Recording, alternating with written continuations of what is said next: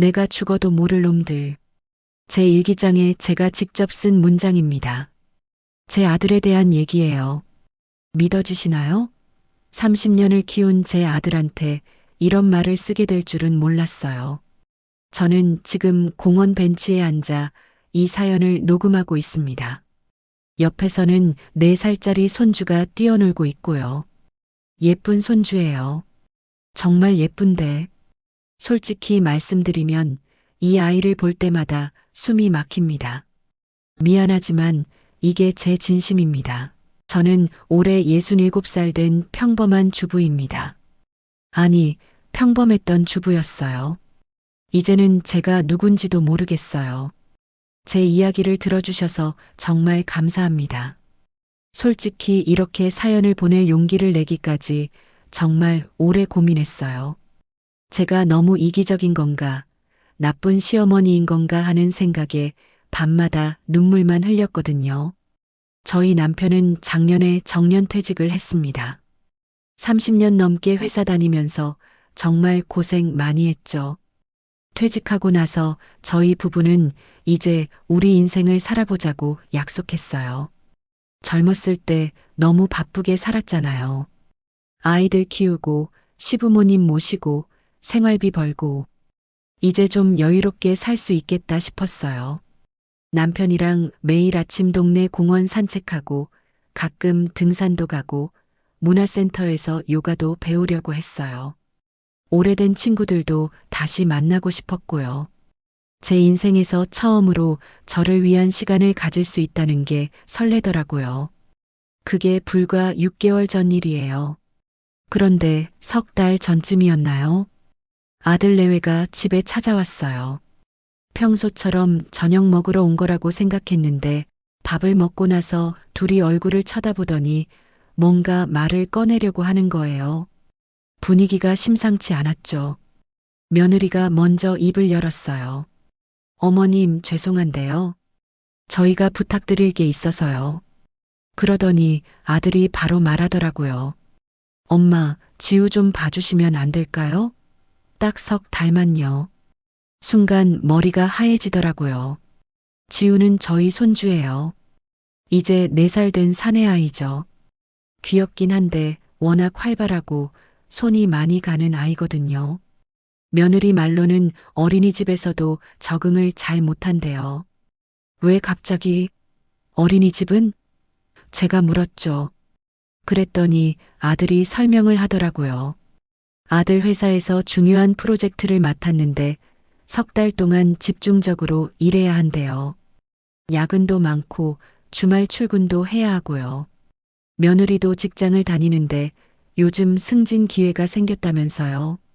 둘 다 이 시기를 놓치면 안 된다는 거예요. 그래도 어린이집은 보내야 하는 거 아니야? 제가 다시 물었어요. 며느리가 고개를 숙이면서 말하더라고요. 지우가 어린이집에서 계속 문제를 일으켜서요. 선생님이 적응 기간이 더 필요하다고 하셨어요.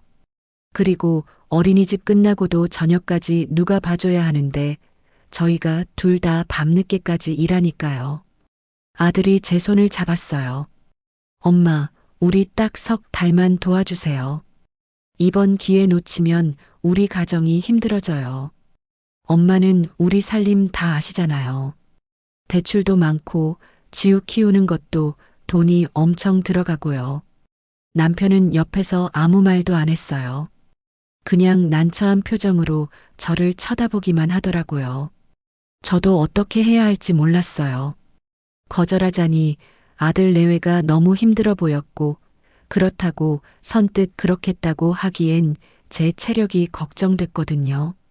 저도 이제 67이에요. 무릎도 안 좋고 허리도 자주 아파요.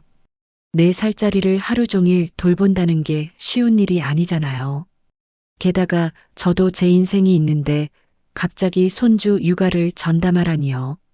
그런데 아들 얼굴을 보니까 거절할 수가 없더라고요. 제가 낳아서 키운 아이인데 힘들다는데 어떻게 모른 척을 해요. 결국 제가 한숨을 푹 쉬고 말했죠. 알았어. 그런데 정말 3달만이야. 3달 지나면 너희가 알아서 해야 해. 아들이 얼마나 좋아하던지요. 엄마, 정말 감사해요. 석 달만 지나면 제가 꼭 해결할게요. 며느리도 연신 고맙다고 하더라고요. 그렇게 다음 주부터 지우를 맡기로 했어요. 첫날이었어요. 아침 7시에 아들 내외가 지우를 데려왔어요. 출근 시간이 빠르니까 그렇게 일찍 데려올 수밖에 없다고 하더라고요. 저는 아직 잠이 덜 깬 상태였는데 현관문이 열리더니 지우가 들어왔어요. 할머니, 지우가 저한테 달려들었어요. 반갑긴 한데 솔직히 아침부터 정신이 없더라고요. 아들 내외는 엄마, 저희 저녁 8시쯤 데리러 올게요. 라고 하고는 급하게 나가버렸어요. 지우를 보니까 아직 밥도 안 먹었더라고요. 지우야, 할머니가 밥 해줄게. 그런데 지우가 밥은 싫다고 빵을 달라는 거예요. 저희 집엔 아침에 먹을 빵이 없었어요.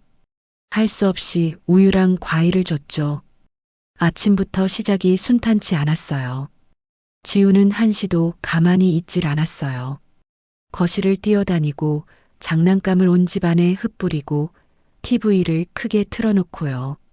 저는 지우 뒤치다꺼리 하느라 정신이 하나도 없었어요. 점심때가 됐어요. 제가 지우 좋아한다는 카레를 끓였는데 지우가 한 숟가락 먹더니 맛없다고 안 먹는 거예요. 요즘엔 이런 카레 안 먹어요. 엄마가 사주는 건 더 맛있어요. 속이 상했지만 참았어요. 그래서 라면을 끓여줬죠. 그제야 좀 먹더라고요. 오후에는 더 힘들었어요. 지우가 심심하다고 계속 놀아달라는 거예요. 블록놀이, 자동차 놀이, 그림 그리기. 계속 뭔가를 해줘야 했어요. 저는 허리가 아파서 주저앉고 싶은데 지우는 쉴 틈을 안 주더라고요. 그러다가 지우가 넘어져서 무릎을 다쳤어요. 크게 다친 건 아니었는데 울음을 멈추질 않는 거예요. 1시간 넘게 울었어요. 달래도 소용이 없었어요. 저는 어떻게 해야 할지 몰라서 당황스러웠죠. 겨우겨우 지우를 달래고 저녁 6시쯤 됐어요. 아들이 8시에 데리러 온다고 했으니까 그때까지 버텨야 하는 거잖아요. 지우한테 저녁을 먹이고 목욕을 시켜야 했어요. 그런데 지우가 목욕을 싫어하더라고요. 옷 벗기는 것부터 난리가 났어요. 욕조에 들어가기 싫다고 소리 지르고 물장난을 치면서 화장실을 온통 물바다로 만들었어요. 저는 무릎 꿇고 지우를 씻기느라 허리가 끊어지는 것 같았어요. 목욕을 시키고 나니까 저는 진짜 기진맥진했어요. 온몸이 쑤시고 정신이 하나도 없었죠. 그런데 시계를 보니까 겨우 7시더라고요. 아직 1시간이나 남은 거예요. 지우한테 TV를 보여줬어요. 그나마 TV 볼 때는 조용하니까요. 저는 소파에 앉아서 잠깐이라도 눈을 붙이고 싶었는데 지우가 자꾸 말을 꺼는 거예요. 할머니, 이거 뭐야? 할머니, 저거 봐. 할머니, 나 배고파. 8시가 됐어요. 아들한테 전화가 왔어요. 엄마, 죄송한데 회의가 길어져서요. 9시쯤 갈 수 있을 것 같아요. 1시간을 더 봐야 한다는 거예요. 저는 그냥 그래, 알았어라고 했어요. 뭐라고 더 말할 힘도 없었어요.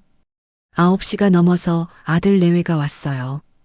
현관문을 열고 들어오는데 둘 다 지친 표정이더라고요. 며느리가 어머님, 오늘 정말 고생 많으셨어요 라고 했지만 그게 진심인지 예의상 하는 말인지 모르겠더라고요. 지우는 엄마 아빠 보자마자 울면서 달려갔어요. 엄마, 나 오늘 할머니 집에서 심심했어. 그 말을 들으니까 하루 종일 지우 놀아준 제가 뭔가 싶더라고요. 아들이 엄마 내일도 부탁드려요라고 하고는 지우를 안고 나갔어요. 현관문이 닫히고 나니까 집이 조용해졌어요. 저는 그대로 소파에 주저앉았어요. 온몸이 아팠어요. 특히 허리와 무릎이 너무 쑤셨어요. 남편이 방에서 나왔어요. 오늘 힘들었어? 제가 고개를 끄덕였죠. 남편이 석 달이면 지나갈 거야 라고 했어요. 그런데 저는 석 달이 너무 길게 느껴졌어요. 첫날인데 벌써 이렇게 힘든데 석 달을 어떻게 버티나요? 그날 밤에 제대로 잠을 못 잤어요. 온몸이 쑤셔서 뒤척였거든요. 그리고 계속 생각이 들더라고요. 내 아들 키울 때도 이렇게 힘들었나? 솔직히 기억이 안 나요. 아들 키울 때는 제가 30대였잖아요. 체력도 좋았고 젊었으니까요. 근데 지금은 67이에요. 더 이상 젊지 않아요. 하루 종일 4살짜리를 돌보는 게 이렇게 힘든지 몰랐어요. 손주가 미운 건 아니에요. 지우가 밉다는 게 아니라 제 체력이 안 따라주는 게 너무 서러웠어요.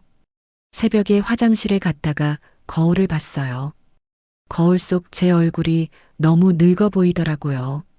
주름이 더 깊어진 것 같고 눈 밑에 다크서클이 생겼고요. 내가 이러려고 퇴직한 남편이랑 여유 있게 살겠다고 했나? 그런 생각이 들었어요. 다음 날 아침 7시에 또 초인종이 울렸어요. 지우가 왔어요. 어제랑 똑같은 하루가 시작된 거예요. 아들 내외는 엄마, 오늘도 부탁드려요. 라고 하고는 급하게 출근했어요. 그렇게 일주일이 지났어요. 매일매일이 똑같았어요. 아침 7시에 지우가 오고 저녁 8시에서 9시 사이에 아들 내외가 데리러 가고요. 저는 하루 종일 지우 돌보느라 제 시간이 하나도 없었어요. 남편은 혼자 산책을 다녔어요. 문화센터 요가 수업은 등록도 못했어요. 친구들 만나는 것도 다 취소했어요. 지우 때문에 아무것도 할 수가 없었거든요. 2주일째 되던 날이었어요. 저는 무릎이 너무 아파서 병원에 갔어요. 의사 선생님이 무리하신 것 같은데요. 무릎에 무리 가는 일은 좀 줄이세요라고 하더라고요. 손주 돌보는 거라고 했더니 4살짜리요? 그럼 많이 안아주고 무릎 꿇는 일이 많으시겠네요. 조심하셔야 해요라고 했어요. 집에 돌아오는 길에 눈물이 났어요. 조심하라고요? 어떻게 조심해요? 손주를 돌보는데 어떻게 무릎을 안 쓸 수가 있어요? 목욕시킬 때, 밥 먹일 때, 놀아줄 때, 매 순간 무릎을 꿇어야 하는데요. 그날 저녁에 아들한테 조심스럽게 말했어요. 석 달이 너무 길다. 한 달 정도만 봐주면 안 될까? 아들이 난처한 표정을 지었어요. 엄마, 프로젝트가 석 달짜리라니까요. 제가 어떻게 해요? 엄마가 안 도와주시면 저희 정말 곤란해요. 며느리는 옆에서 아무 말도 안 했어요. 그냥 스마트폰만 보고 있더라고요. 제가 힘들다고 말하는데 관심도 없는 것 같았어요. 그날 밤에 일기장을 꺼냈어요. 오랜만에 일기를 쓰고 싶었거든요. 펜을 들었는데 뭐라고 써야 할지 모르겠더라고요. 그냥 한 줄만 썼어요. 내 아들보다 손주가 더 힘들다. 그렇게 쓰고 나니까 눈물이 주르륵 흘렀어요. 제가 왜 이렇게 힘든지, 왜 이렇게 서러운지 알 것 같았어요. 아들 키울 때는 제가 엄마였으니까 책임감이 있었어요. 힘들어도 내 아이라는 생각에 버틸 수 있었죠. 근데 손주는 달라요. 귀엽긴 한데 제가 책임져야 할 의무는 없잖아요. 그런데 마치 의무인 것처럼 떠맡겨진 기분이었어요. 아들 내외는 제 희생을 당연하게 여기는 것 같았고요. 3주째가 됐을 때쯤이에요. 지우가 밤에 자다가 갑자기 우는 거예요. 그날은 지우가 저희 집에서 자게 됐거든요. 아들 내외가 둘 다 야근이 너무 늦어진다면서 엄마, 오늘 하루만 지우 재워주세요라고 했어요. 지우가 밤 11시쯤 갑자기 울면서 깼어요. 엄마, 엄마 하면서 울었어요. 저는 황급히 일어나서 지우를 안아줬어요. 괜찮아, 지우야. 할머니가 여기 있어. 그런데 지우는 계속 울기만 했어요. 1시간 넘게 울었어요. 새벽 1시쯤 됐을 때 겨우 지우가 잠들었어요. 저는 그대로 지우 옆에 누워 있었어요. 몸은 피곤한데 잠은 안 왔어요. 가만히 지우 얼굴을 보고 있으니까 마음이 복잡하더라고요. 이 아이는 왜 이렇게 불안해할까? 왜 밤마다 엄마를 찾을까? 며느리가 뭔가 문제가 있는 건 아닐까 하는 생각이 들었어요. 아니면 제가 지우를 제대로 못 돌보는 걸까요? 다음 날 아침에 거울을 봤어요. 제 얼굴이 말이 아니었어요. 밤새 못 자서 눈이 퉁퉁 붓고 얼굴은 누렇게 떴고요. 나 이러다 죽겠구나 싶었어요. 진짜로요. 그런데 아들 내외는 제 얼굴을 보고도 아무 말이 없었어요. 엄마, 어젯밤에 지우 괜찮았어요? 라고만 물었어요. 제가 괜찮은지는 묻지도 않더라고요. 한 달이 지났어요. 아직 2달이나 더 남았어요. 저는 매일 아침 눈을 뜰 때마다 한숨이 나왔어요. 오늘도 또 지우를 돌봐야 하는구나. 손주가 밉다는 게 아니에요. 그냥 제 삶이 없어진 게 너무 서러웠어요. 남편한테 나 너무 힘들어라고 말했어요. 남편이 조금만 참아. 2달만 더 지나면 끝나잖아라고 했어요. 조금만 참으라고요. 2달이 조금인가요? 저한테는 영원처럼 느껴지는데요. 그날 밤에 또 일기를 썼어요. 3달이 아니라 30년처럼 느껴진다. 내가 언제까지 이렇게 살아야 하나? 내 인생은 언제 시작되는 건가? 그렇게 한 달하고도 일주일이 더 지났어요. 그런데 아직 아무것도 달라진 게 없었어요. 제 삶은 여전히 손주 돌보는 것뿐이었고 제 몸은 날이 갈수록 더 아팠어요.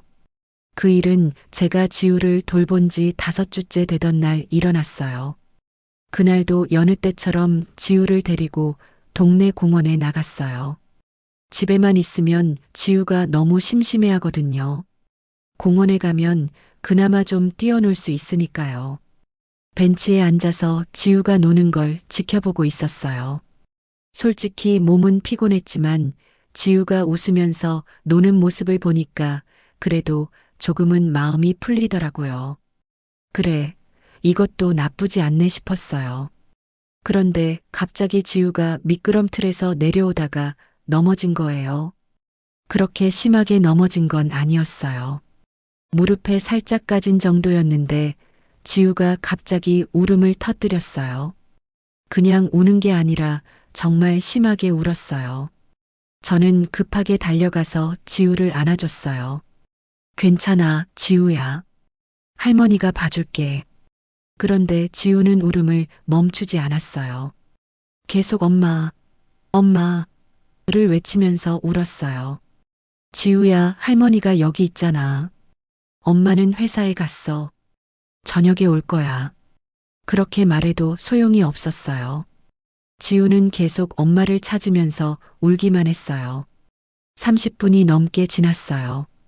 지우는 여전히 울고 있었고 저는 어떻게 해야 할지 몰라서 당황스러웠어요. 주변 사람들이 쳐다보는 것도 신경 쓰였고요. 내가 손주를 제대로 못 돌보는 할머니로 보이는 건 아닐까 하는 생각에 부끄럽기도 했어요. 그때였어요. 옆 벤치에 앉아 계시던 할머니 한 분이 다가오셨어요. 저랑 비슷한 나이로 보이는 분이었는데 온화한 인상이셨어요. 아이가 많이 놀랐나 봐요. 괜찮으세요? 그분이 물으셨어요. 저는 그냥 고개만 끄덕였어요. 말을 하려니까 눈물이 날 것 같았거든요. 그분이 지우에게 조심스럽게 다가왔어요. 얘야, 안 아파. 할머니가 호해줄게. 아프지 마. 그렇게 말하면서 지우 무릎에 살짝 입김을 불어주셨어요. 신기하게도 지우가 조금씩 울음을 그쳤어요. 자, 이제 안 아프지? 용감한 우리. 아가 그분이 지우한테 웃으면서 말씀하시니까 지우도 고개를 끄덕이더라고요. 저는 정말 고마웠어요. 감사합니다. 덕분에 살았어요. 그분이 웃으시면서 괜찮아요. 저도 손주 키워봐서 알아요. 애들은 다 그래요라고 하셨어요. 그러면서 옆 벤치에 같이 앉자고 하시더라고요. 그렇게 그분과 얘기를 나누게 됐어요. 이름은 김순녀 씨셨어요. 저랑 동갑이라고 하시더라고요. 순녀 씨도 손주를 돌보고 계셨어요. 6살 손녀를 일주일에 4일 정도 봐주신다고 했어요. 힘드시죠? 순녀 씨가 물으셨어요. 그 말에 저는 그만 눈물이 핑 돌았어요. 누가 제 마음을 알아주는 것 같아서요. 네, 정말 힘들어요. 순녀 씨가 제 손을 잡아주셨어요. 저도 알아요. 처음엔 손주가 예쁘기만 하잖아요. 그런데 막상 하루 종일 돌보려니까 체력이 안 따라주고 내 시간은 하나도 없고, 그렇죠? 정확히 제 마음을 꿰뚫으시는 것 같았어요. 맞아요. 저도 남편이 퇴직하고 이제 우리 인생 살아보자고 했는데 손주 돌보느라 아무것도 못하고 있어요. 순녀 씨가 고개를 끄덕이셨어요. 다들 그래요. 손주는 예쁘지만 키우는 건 또 다른 문제잖아요. 우리도 나이가 있는데 말이에요. 그렇게 순녀 씨와 한참을 얘기했어요. 순녀 씨는 제 이야기를 정말 잘 들어주셨어요. 제가 얼마나 힘든지, 몸이 얼마나 아픈지, 아들 내외가 제 희생을 얼마나 당연하게 여기는지, 그런 이야기들을 다 털어놨어요. 순녀 씨가 말씀하셨어요. 저도 처음에는 그랬어요. 아이들이 엄마는 시간 많으시잖아요 라고 하더라고요. 시간이 많다고요? 우리도 우리 인생이 있는데 말이에요. 정말 공감이 됐어요. 저도 아들한테 똑같은 말을 들었거든요. 엄마는 집에 계시잖아요. 시간 있으시잖아요. 시간이 있는 게 아니라 손주 돌보느라 제 시간을 다 빼앗긴 거예요. 그날 이후로 순녀 씨를 자주 만나게 됐어요. 거의 매일 공원에서 만났어요. 순녀 씨도 손녀를 데리고 오시고 저도 지우를 데리고 가고 그렇게 같이 시간을 보냈어요. 순녀 씨가 계시니까 정말 마음이 편했어요. 제 얘기를 들어줄 사람이 있다는 것만으로도 위안이 됐거든요. 지우도 순녀 씨 손녀랑 놀면서 좀 안정이 되는 것 같았어요. 어느 날이었어요. 지우를 재우고 나서 혼자 거실에 앉아 있는데 문득 이상한 생각이 들었어요. 지우는 왜 이렇게 불안해할까? 왜 자꾸 엄마를 찾을까? 며느리가 뭔가 문제가 있는 건 아닐까 하는 생각이 계속 들었어요. 며느리는 지우를 데리러 올 때도 항상 피곤해 보였어요. 지우한테 관심도 별로 없는 것 같았고요. 그냥 안고 가는 게 전부였어요. 다음 날 순녀 씨한테 그 얘기를 했어요. 지우가 너무 불안해해요. 밤에도 자다가 깨서 엄마를 찾고, 낮에도 조금만 다치면 엄마를 찾고, 이게 정상인가요? 순녀 씨가 심각한 표정을 지으셨어요. 글쎄요. 혹시 며느리분이 아이한테 애정 표현을 잘 안 하시는 건 아닌가요? 그 말에 저는 뭔가 깨달은 것 같았어요. 맞아요. 며느리는 지우한테 별로 애정 표현을 안 했어요. 안아주는 것도 형식적이었고, 뽀뽀도 거의 안 하고, 그냥 데리고 가기만 했어요. 그럼 아이가 불안할 수밖에 없죠. 엄마한테 사랑받고 있다는 확신이 없으니까요. 순녀 씨 말씀이 맞는 것 같았어요. 그날 저녁에 아들 내외가 지우를 데리러 왔어요. 저는 며느리를 유심히 봤어요. 며느리는 지우를 안아 올리면서 지우야, 가자라고만 했어요. 오늘 뭐 했어? 재밌었어?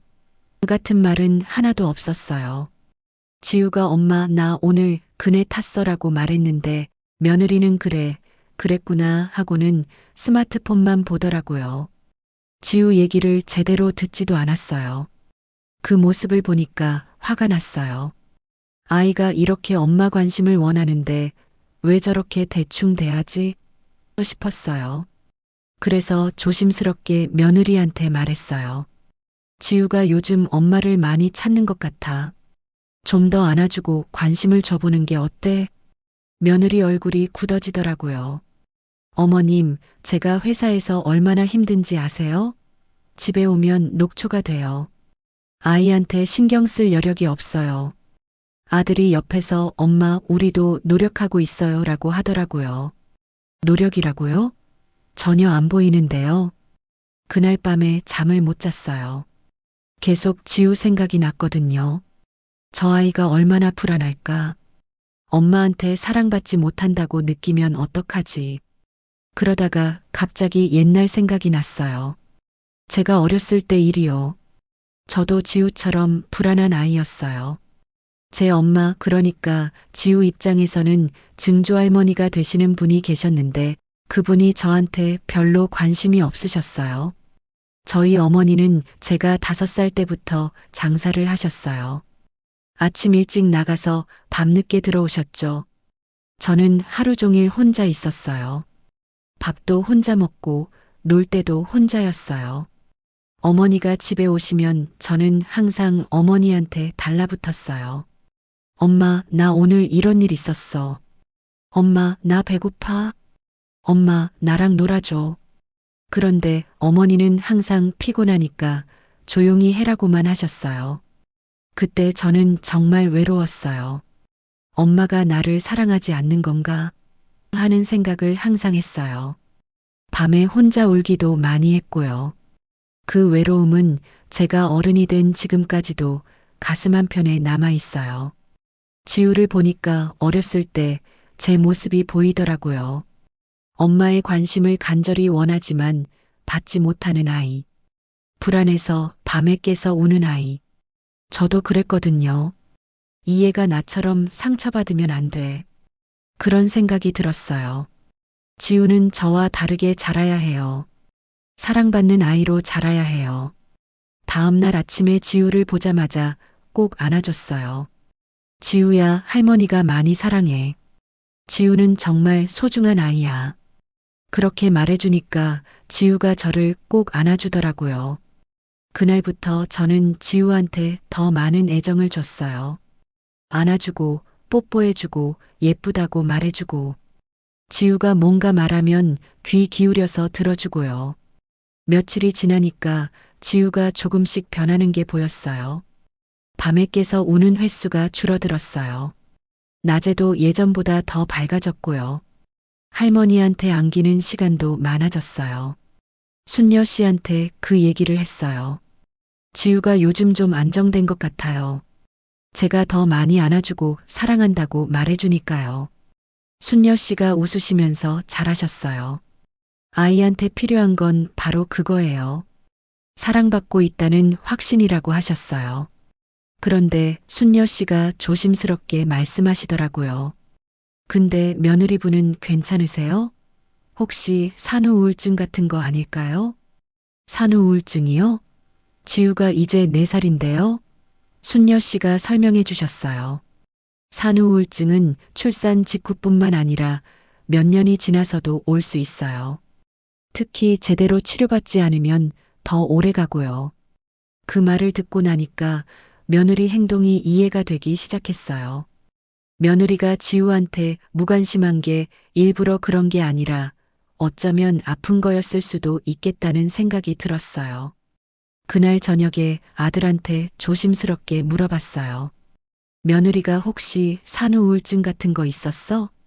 아들이 깜짝 놀라더니 당황하는 표정을 지었어요. 엄마, 그걸 어떻게 아세요? 역시 맞았어요. 며느리가 산후 우울증이 있었던 거예요. 아들이 말하더라고요. 지우 낳고 나서 정말 힘들어했어요. 병원도 다니고 약도 먹었는데 완전히 나은 건 아닌 것 같아요. 그럼 지금도 힘든 거잖아. 왜 진작 말을 안 했어? 제가 물었어요. 아들이 고개를 숙이더라고요. 말씀드리면 엄마가 걱정하실까 봐요. 그리고 저희가 해결할 문제라고 생각했고요. 저는 한숨이 나왔어요. 해결이 됐으면 지우가 저렇게 불안해하겠니? 며느리가 지우한테 제대로 애착을 못 줬잖아. 아들이 아무 말도 못 하더라고요. 제 말이 맞다는 걸 알고 있었던 거죠. 그날 밤에 남편한테 그 얘기를 했어요. 지우 엄마가 산후 우울증이 있었대요. 그래서 지우한테 제대로 애착을 못 준 거래요. 남편이 그럼 어쩌려고? 하고 물었어요. 저도 잘 모르겠더라고요. 뭘 어떻게 해야 할지. 다음날 순녀 씨한테 그 얘기를 했어요. 며느리가 산후 우울증이 있었대요. 지금도 완전히 나은 건 아닌 것 같고요. 순녀 씨가 심각한 표정을 지으셨어요. 그럼 며느리분도 도움이 필요하겠네요. 혼자 버티려고 하면 안 돼요. 근데 제가 뭘 도와줄 수 있을까요? 제가 물었어요. 저도 지우 돌보느라 힘든데 며느리까지 챙길 여력이 있을까요? 순녀 씨가 제 손을 잡아주셨어요. 일단은 며느리분을 이해해 주시는 게 중요해요. 며느리분도 지금 많이 힘들 거예요. 그리고 지우한테는 계속 사랑을 많이 줘주세요. 할머니가 줄 수 있는 게 그거니까요. 맞는 말씀이었어요. 제가 지금 할 수 있는 건 지우를 사랑으로 돌보는 것, 그리고 며느리를 이해하려고 노력하는 것. 그날부터 저는 마음을 좀 바꿔먹었어요. 며느리를 미워하는 대신 이해하려고 했어요. 며느리도 아픈 사람이니까요. 그리고 지우한테는 더 많은 사랑을 줬어요. 어느 날이었어요. 지우가 저한테 이렇게 말했어요. 할머니, 나 할머니 좋아해. 그 말을 듣는 순간 눈물이 핑 돌았어요. 지우가 저를 좋아한다고요. 저를 사랑한다고요. 할머니도 지우 정말 많이 좋아해. 지우는 할머니 보물이야. 그렇게 말해주니까 지우가 저를 꼭 안아주더라고요. 그 순간 깨달았어요. 이게 바로 운명이구나. 제가 어렸을 때 엄마한테 받지 못한 사랑을 제가 지우한테 줄 수 있는 거예요.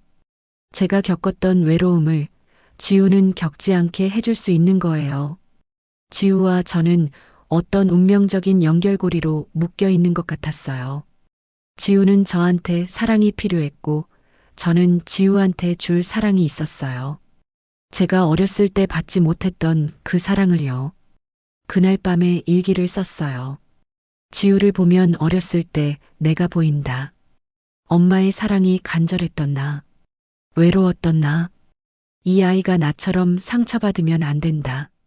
내가 받지 못한 사랑을 이 아이한테 줘야겠다. 그게 내가 할 수 있는 일이다.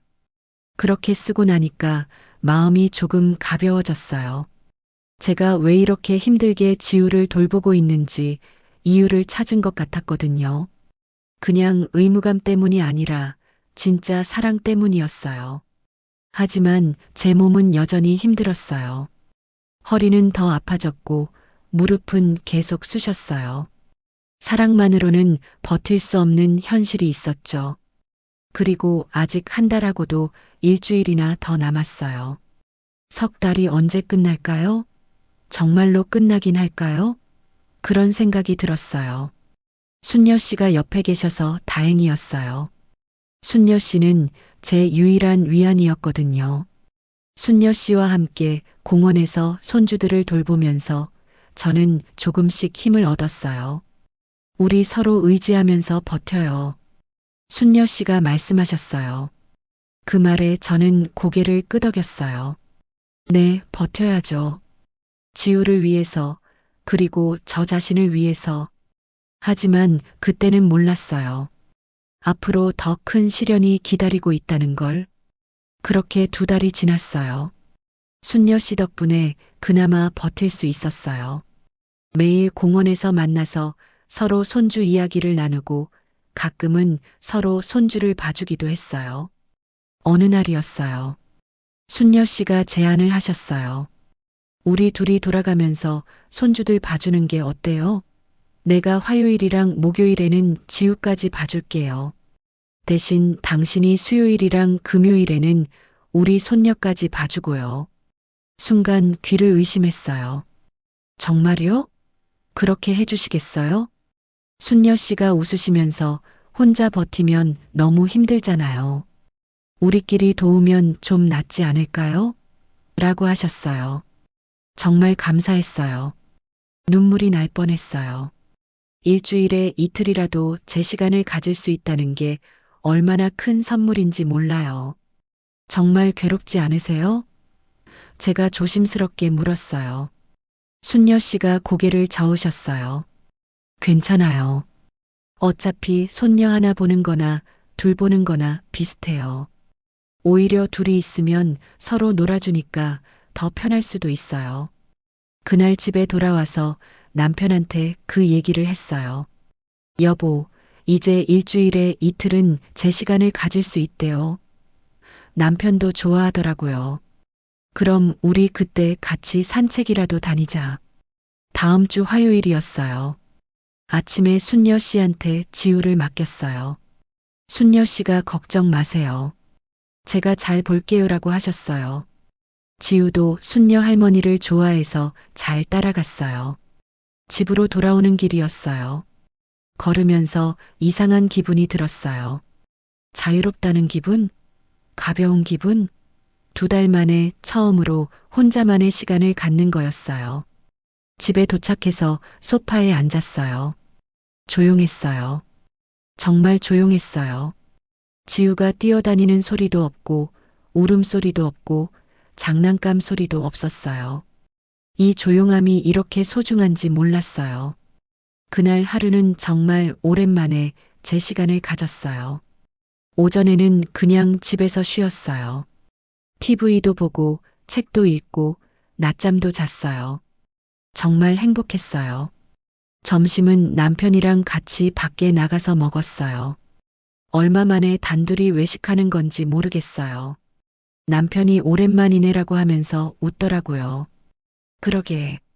우리 언제 이렇게 둘이 밥 먹어봤나? 밥을 먹으면서 남편이랑 이런저런 얘기를 나눴어요. 요즘 뉴스 이야기도 하고 친구들 이야기도 하고 지우 이야기가 아닌 다른 얘기를 하니까 너무 좋았어요.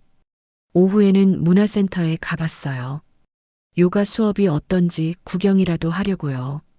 접수처에 가서 물어봤더니 다음 달부터 등록할 수 있다고 하더라고요. 이제 내 생활도 다시 찾을 수 있겠네 하는 생각이 들었어요. 저녁 때 순녀 씨한테 지우를 데리러 갔어요. 지우가 저를 보자마자 달려왔어요. 할머니, 보고 싶었나 봐요. 순녀 씨가 지우 정말 착하더라고요. 우리 손녀랑 잘 놀았어요 라고 하셨어요. 정말 감사해요. 덕분에 오늘 정말 잘 쉬었어요.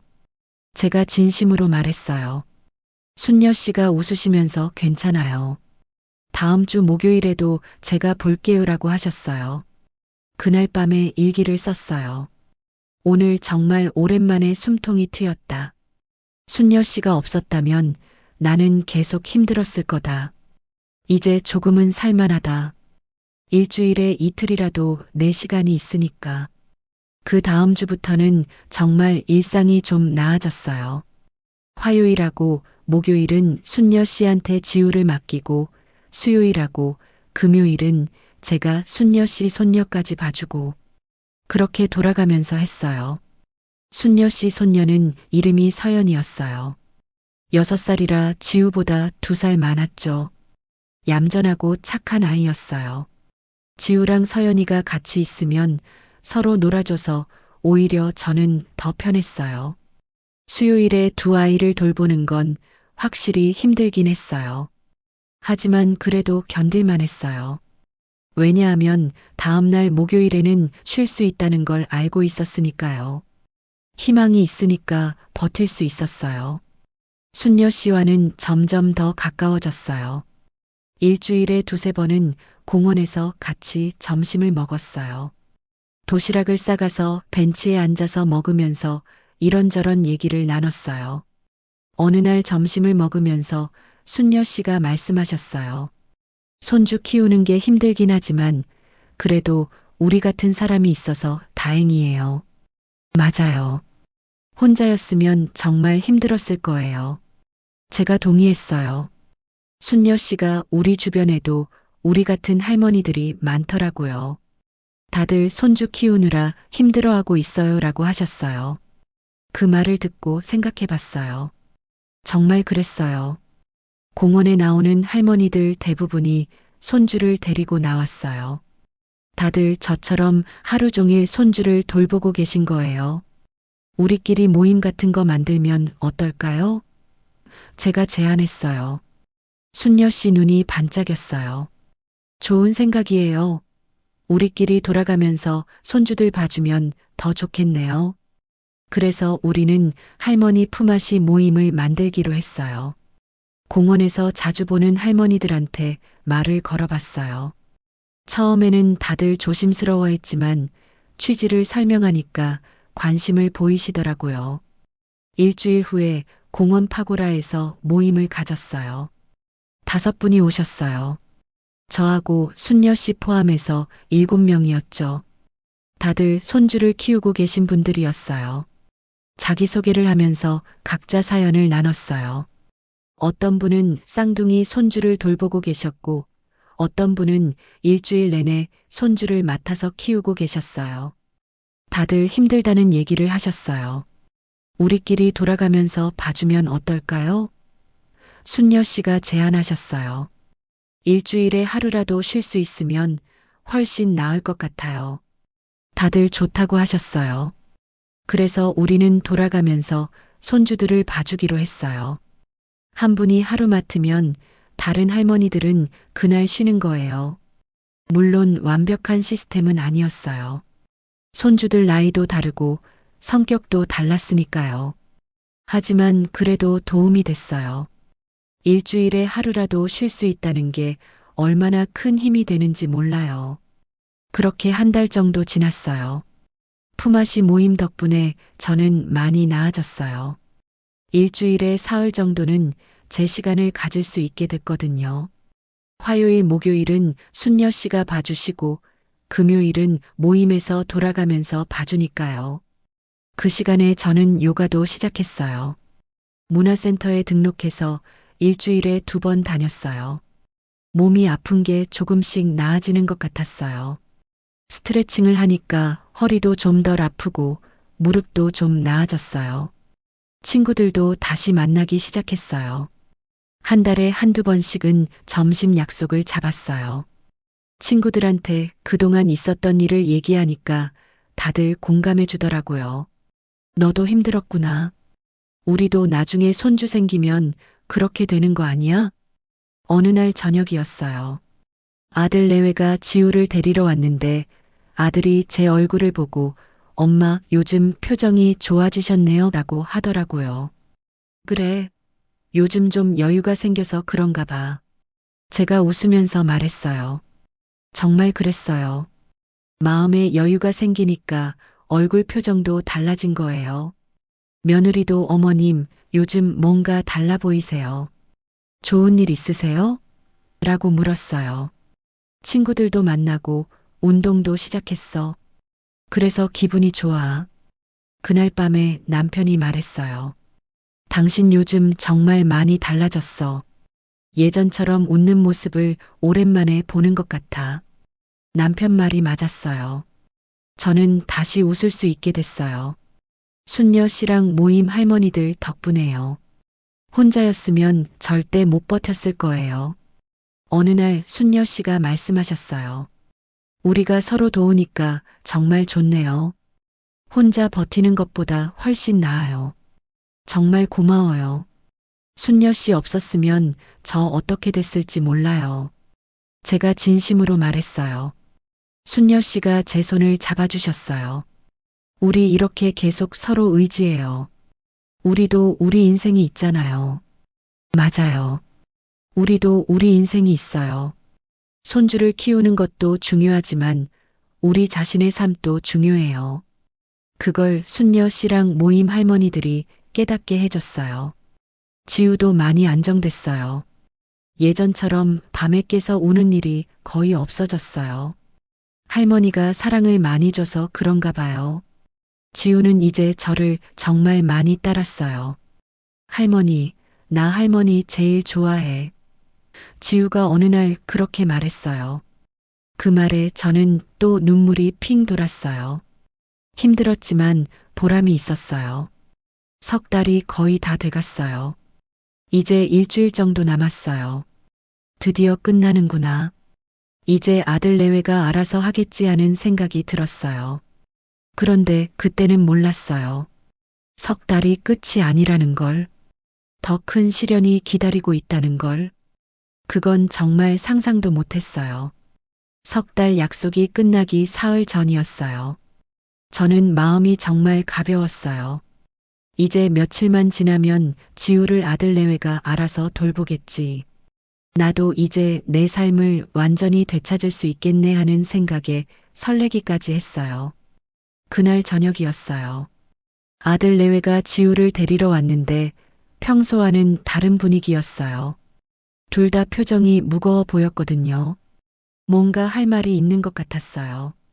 지우를 데리고 나가려던 아들이 현관문 앞에서 멈춰 섰어요. 그러더니 저를 돌아보면서 엄마 잠깐만요라고 했어요. 왜? 무슨 일 있어? 제가 물었어요.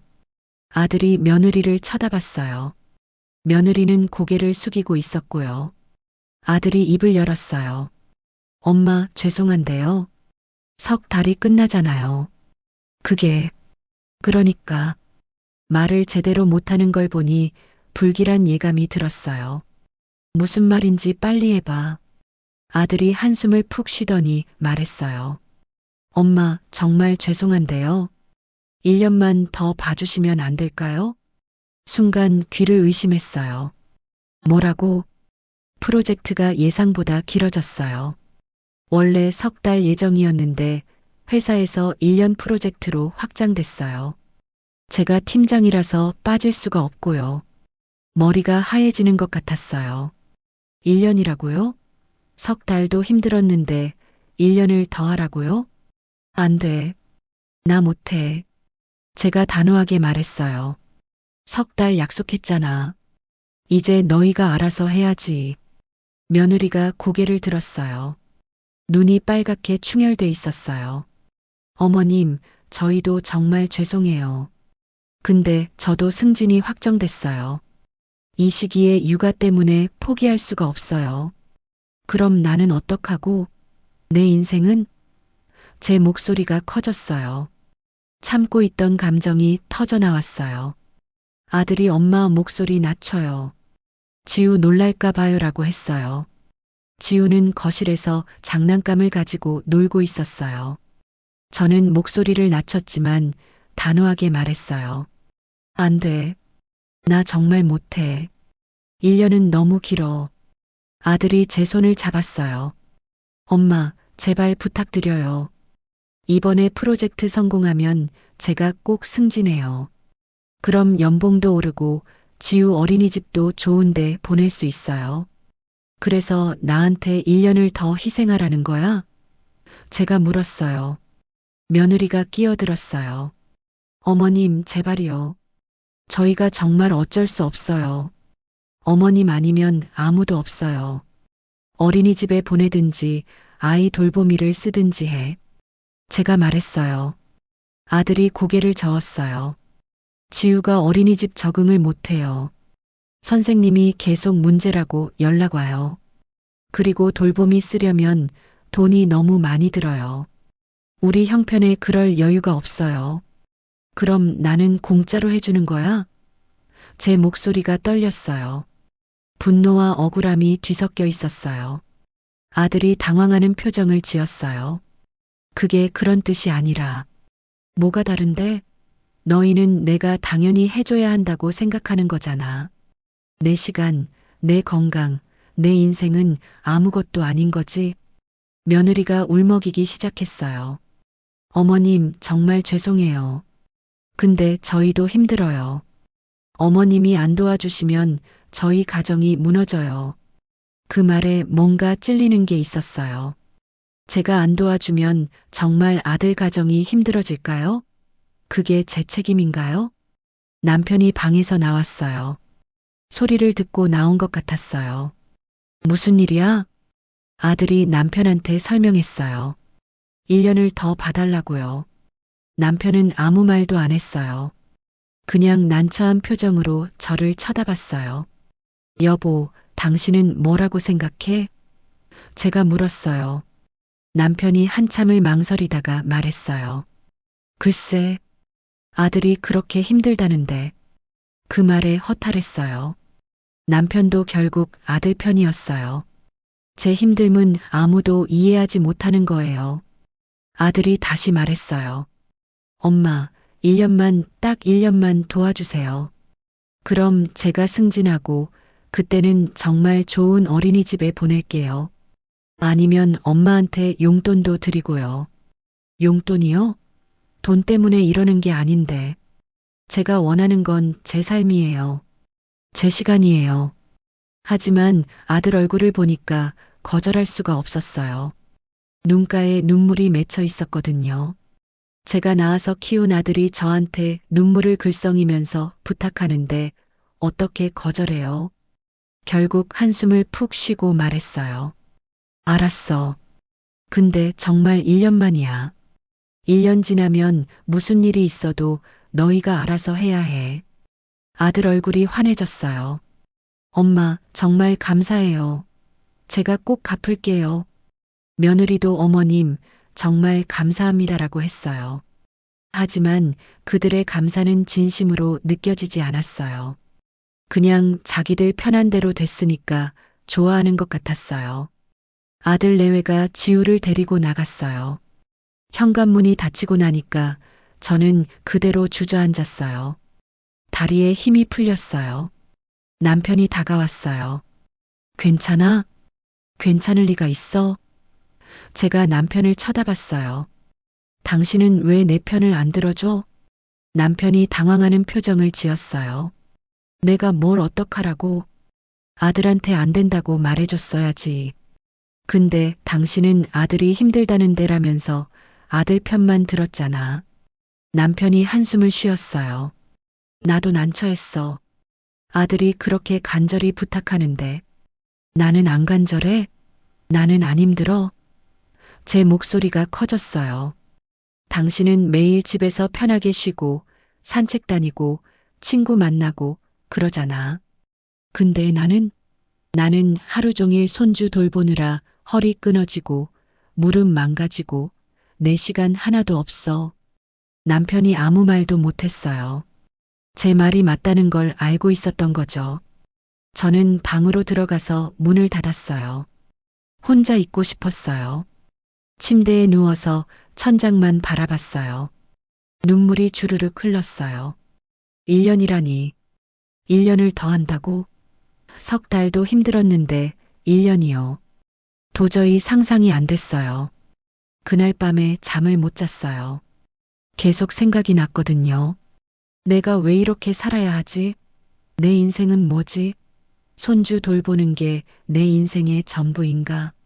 새벽에 일기장을 꺼냈어요. 펜을 들었는데 손이 떨렸어요. 분노와 슬픔과 억울함이 뒤섞여서 제대로 글을 쓸 수가 없었어요. 그래도 어떻게든 한 줄을 썼어요. 내가 죽어도 모를 놈들. 그렇게 쓰고 나니까 눈물이 주체할 수 없이 흘렀어요. 소리내서 울었어요. 20분인가 30분인가 울었어요. 다음 날 아침이었어요. 아들 내외가 또 지우를 데려왔어요. 어제 일이 있었는데도 아무렇지 않은 표정이었어요. 엄마, 오늘도 부탁드려요. 저는 대답도 안 했어요. 그냥 지우를 받아서 안았어요. 지우는 잘못이 없잖아요. 지우한테 화낼 수는 없었어요. 아들 내외가 나가고 저는 지우를 데리고 공원에 갔어요. 순녀 씨를 만나야 했어요. 이 얘기를 해야 했어요. 순녀 씨가 벤치에 앉아 계셨어요. 저를 보자마자 어머, 얼굴이 왜 그래요? 라고 물으셨어요. 제 얼굴이 많이 안 좋았나 봐요. 순녀 씨한테 어제 있었던 일을 다 얘기했어요. 아들이 1년을 더 봐달라고 했다고. 제가 결국 승낙했다고. 순녀 씨가 깜짝 놀라셨어요. 1년이요? 석 달 약속이었잖아요. 저도 알아요. 근데 아들이 그렇게 간절히 부탁하는데 거절을 못 하겠더라고요. 순녀 씨가 한숨을 쉬셨어요. 아이고, 그럼 1년을 더 하셔야 하는구나. 그건 너무 길어요. 저도 알아요. 근데 어쩌겠어요. 이미 그렇다고 했는걸요. 순녀 씨가 제 손을 잡아주셨어요. 힘내요. 우리가 계속 서로 도우면 버틸 수 있을 거예요. 고마운 말이었지만 솔직히 희망이 안 보였어요. 1년이요. 1년 동안 이렇게 살아야 한다는 게 너무 막막했어요. 그날부터 저는 마음이 무너지기 시작했어요. 예전에는 그래도 석 달만 버티면 되라는 희망이 있었거든요. 근데 이제는 1년이요. 끝이 안 보이는 것 같았어요. 요가도 재미가 없어졌어요. 친구들 만나는 것도 귀찮아졌어요.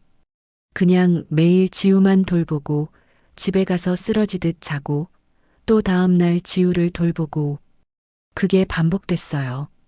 순녀 씨가 걱정하셨어요. 요즘 표정이 너무 안 좋아요. 괜찮으세요? 괜찮지 않아요. 솔직히 너무 힘들어요. 제가 정직하게 말했어요. 순녀 씨가 그럼 아들한테 다시 얘기해 보는 게 어때요? 정말 힘들다고 못하겠다고라고 하셨어요. 이미 그렇다고 했는데 어떻게 다시 말을 바꿔요? 그럼 아들이 저를 어떻게 보겠어요? 순녀 씨가 한숨을 쉬셨어요. 그래도 당신 건강이 더 중요한데요. 맞는 말씀이었어요. 제 건강이 중요했어요. 근데 아들 가정도 중요했어요. 저는 둘 사이에서 갈등했어요. 일주일이 지났어요. 저는 점점 더 지쳐갔어요. 몸도 마음도 다 지쳤어요. 아침에 눈을 뜨는 게 싫었어요. 오늘도 또 지우를 돌봐야 하는구나 하는 생각에 한숨부터 나왔어요. 어느 날 밤이었어요. 지우를 재우고 거실에 앉아 있는데 남편이 다가왔어요. 당신 요즘 많이 힘들어 보여. 힘들지. 1년을 더 하는데 안 힘들겠어? 제가 쌀쌀맞게 대답했어요. 남편이 조심스럽게 말했어요. 미안해. 내가 그때 당신 편을 들어줬어야 했는데. 뒤늦은 사과였지만 그래도 고마웠어요. 이제 와서 그런 말 해봤자 뭐해. 이미 그렇다고 했는걸. 남편이 내가 도와줄 수 있는 게 있을까? 라고 물었어요. 없어. 당신이 지우를 돌볼 수도 없잖아. 그리고 아들이 원하는 건 나잖아. 제가 말했어요. 남편이 아무 말도 못했어요. 제 말이 맞았으니까요. 그날 밤에 일기를 썼어요. 1년. 끝없이 긴 시간처럼 느껴진다. 과연 내가 버틸 수 있을까? 아니, 버텨야만 하는 걸까? 내 인생은 대체 어디로 간 걸까? 그렇게 석 달이 1년이 됐어요. 제 인생에서 가장 힘든 배신이었어요. 아들이 저를 배신한 거예요. 약속을 지키지 않았어요. 근데 그때는 몰랐어요. 이게 끝이 아니라는 걸. 석 달이 1년으로 늘어나고 2달이 더 지났어요. 그러니까 제가 지우를 돌본 지 5달째였어요. 아직 7달이나 더 남았어요. 생각만 해도 막막했어요. 제 몸은 점점 더 안 좋아졌어요. 무릎은 계속 쑤셨고 허리는 아침에 일어나기 힘들 정도로 아팠어요. 병원에 가서 물리치료도 받았지만 소용없었어요. 의사 선생님이 무리하지 마세요라고 했지만 무리하지 않을 수가 없었어요. 마음도 많이 아팠어요. 우울한 날이 많아졌어요. 아무것도 하기 싫었어요. 요가도 그만뒀어요. 친구들 만나는 것도 다 취소했어요. 그냥 하루하루 버티는 게 전부였어요. 순녀 씨가 정말 걱정을 많이 하셨어요. 당신 얼굴이 날이 갈수록 안 좋아져요. 병원 가봤어요? 갔어요. 근데 쉬라는 말밖에 안 하더라고요. 쉬고 싶어도 쉴 수가 없잖아요. 순녀 씨가 한숨을 쉬셨어요. 정말 걱정돼요. 이러다가 큰일 나는 거 아니에요? 순녀 씨 말이 맞았어요. 저도 제가 무너지고 있다는 걸 느꼈어요. 근데 멈출 수가 없었어요. 지우를 돌봐야 했으니까요. 어느 날이었어요. 지우를 데리고 공원에 갔는데 갑자기 어지러운 거예요. 벤치에 앉아 있었는데도 머리가 빙빙 도는 것 같았어요. 순녀 씨가 괜찮으세요? 라고 물었어요. 조금 어지러워요라고 대답하려는데 갑자기 눈앞이 깜깜해졌어요. 정신을 차려보니까 병원이었어요. 응급실 침대에 누워 있었어요. 남편이 옆에 있었고 순녀 씨도 계셨어요. 뭔 일이에요? 제가 물었어요. 목소리가 잘 안 나왔어요. 남편이 제 손을 잡았어요. 당신 공원에서 쓰러졌어. 순녀 씨가 구급차 불러서 여기 왔어. 쓰러졌다고요? 저는 기억이 안 났어요. 그냥 어지럽더니 눈앞이 깜깜해진 것까지만 기억났어요. 의사 선생님이 들어오셨어요. 의식 돌아오셨네요. 다행이에요. 제가 왜 쓰러진 거예요? 제가 물었어요. 의사 선생님이 설명하셨어요. 과로와 스트레스 때문입니다. 혈압도 많이 올라가 있고 몸이 극도로 피로한 상태예요. 당분간 절대 안정이 필요합니다. 절대 안정이요? 얼마나요? 최소 2주는 쉬셔야 해요. 그리고 무거운 거 들거나 무리한 활동은 3개월은 피하셔야 합니다. 3개월이요. 그럼 지우는 어떡하죠? 제가 지우를 돌볼 수 없으면 누가 돌보죠? 남편이 알겠습니다. 제가 잘 챙기겠습니다라고 의사 선생님한테 말했어요. 병원에서 하루 입원했다가 다음 날 퇴원했어요. 집에 돌아왔는데 몸이 천근만근처럼 무거웠어요. 침대에 누우니까 일어나기가 싫었어요. 남편이 아들한테 전화했어요. 제가 쓰러졌다고, 당분간 지우를 돌볼 수 없다고. 아들이 뭐라고 대답하는지는 안 들렸어요. 1시간 후에 아들이 집에 왔어요. 혼자 왔어요. 며느리는 회사에 있나 봐요. 아들이 제 방으로 들어왔어요. 엄마, 괜찮으세요? 괜찮긴 뭐가 괜찮아. 쓰러졌는데. 제가 힘없이 대답했어요. 아들이 미안한 표정을 지었어요. 엄마, 정말 죄송해요. 제가 엄마를 너무 힘들게 한 것 같아요. 이제 알았어? 나 죽을 뻔했어. 아들이 고개를 숙였어요. 정말 죄송해요. 근데 엄마, 지우는 어떡하죠? 그 말을 듣는 순간 화가 났어요. 제가 쓰러졌는데 제 건강을 걱정하는 게 아니라 지우 걱정을 하다니요. 내가 알아서 해.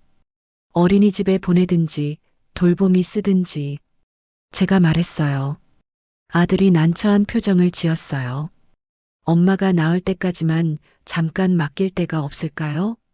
없어. 나도 모르겠어. 저는 눈을 감았어요. 더 이상 얘기하고 싶지 않았어요. 아들이 나갔어요. 남편한테 뭐라고 말하는 소리가 들렸지만 제대로 안 들렸어요. 저는 그냥 잠들고 싶었어요. 며칠이 지났어요. 저는 계속 누워 있었어요. 일어날 힘이 없었어요.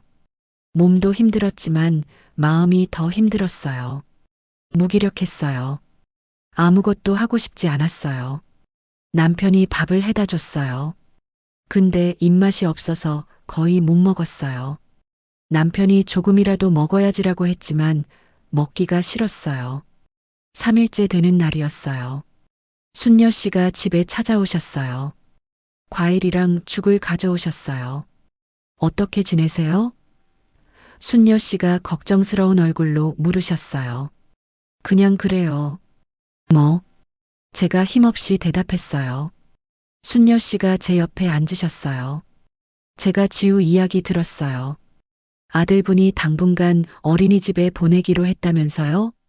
그래요? 잘 됐네요. 솔직히 관심이 없었어요. 제가 지우를 돌볼 수 없으니까 아들이 알아서 한 거겠죠.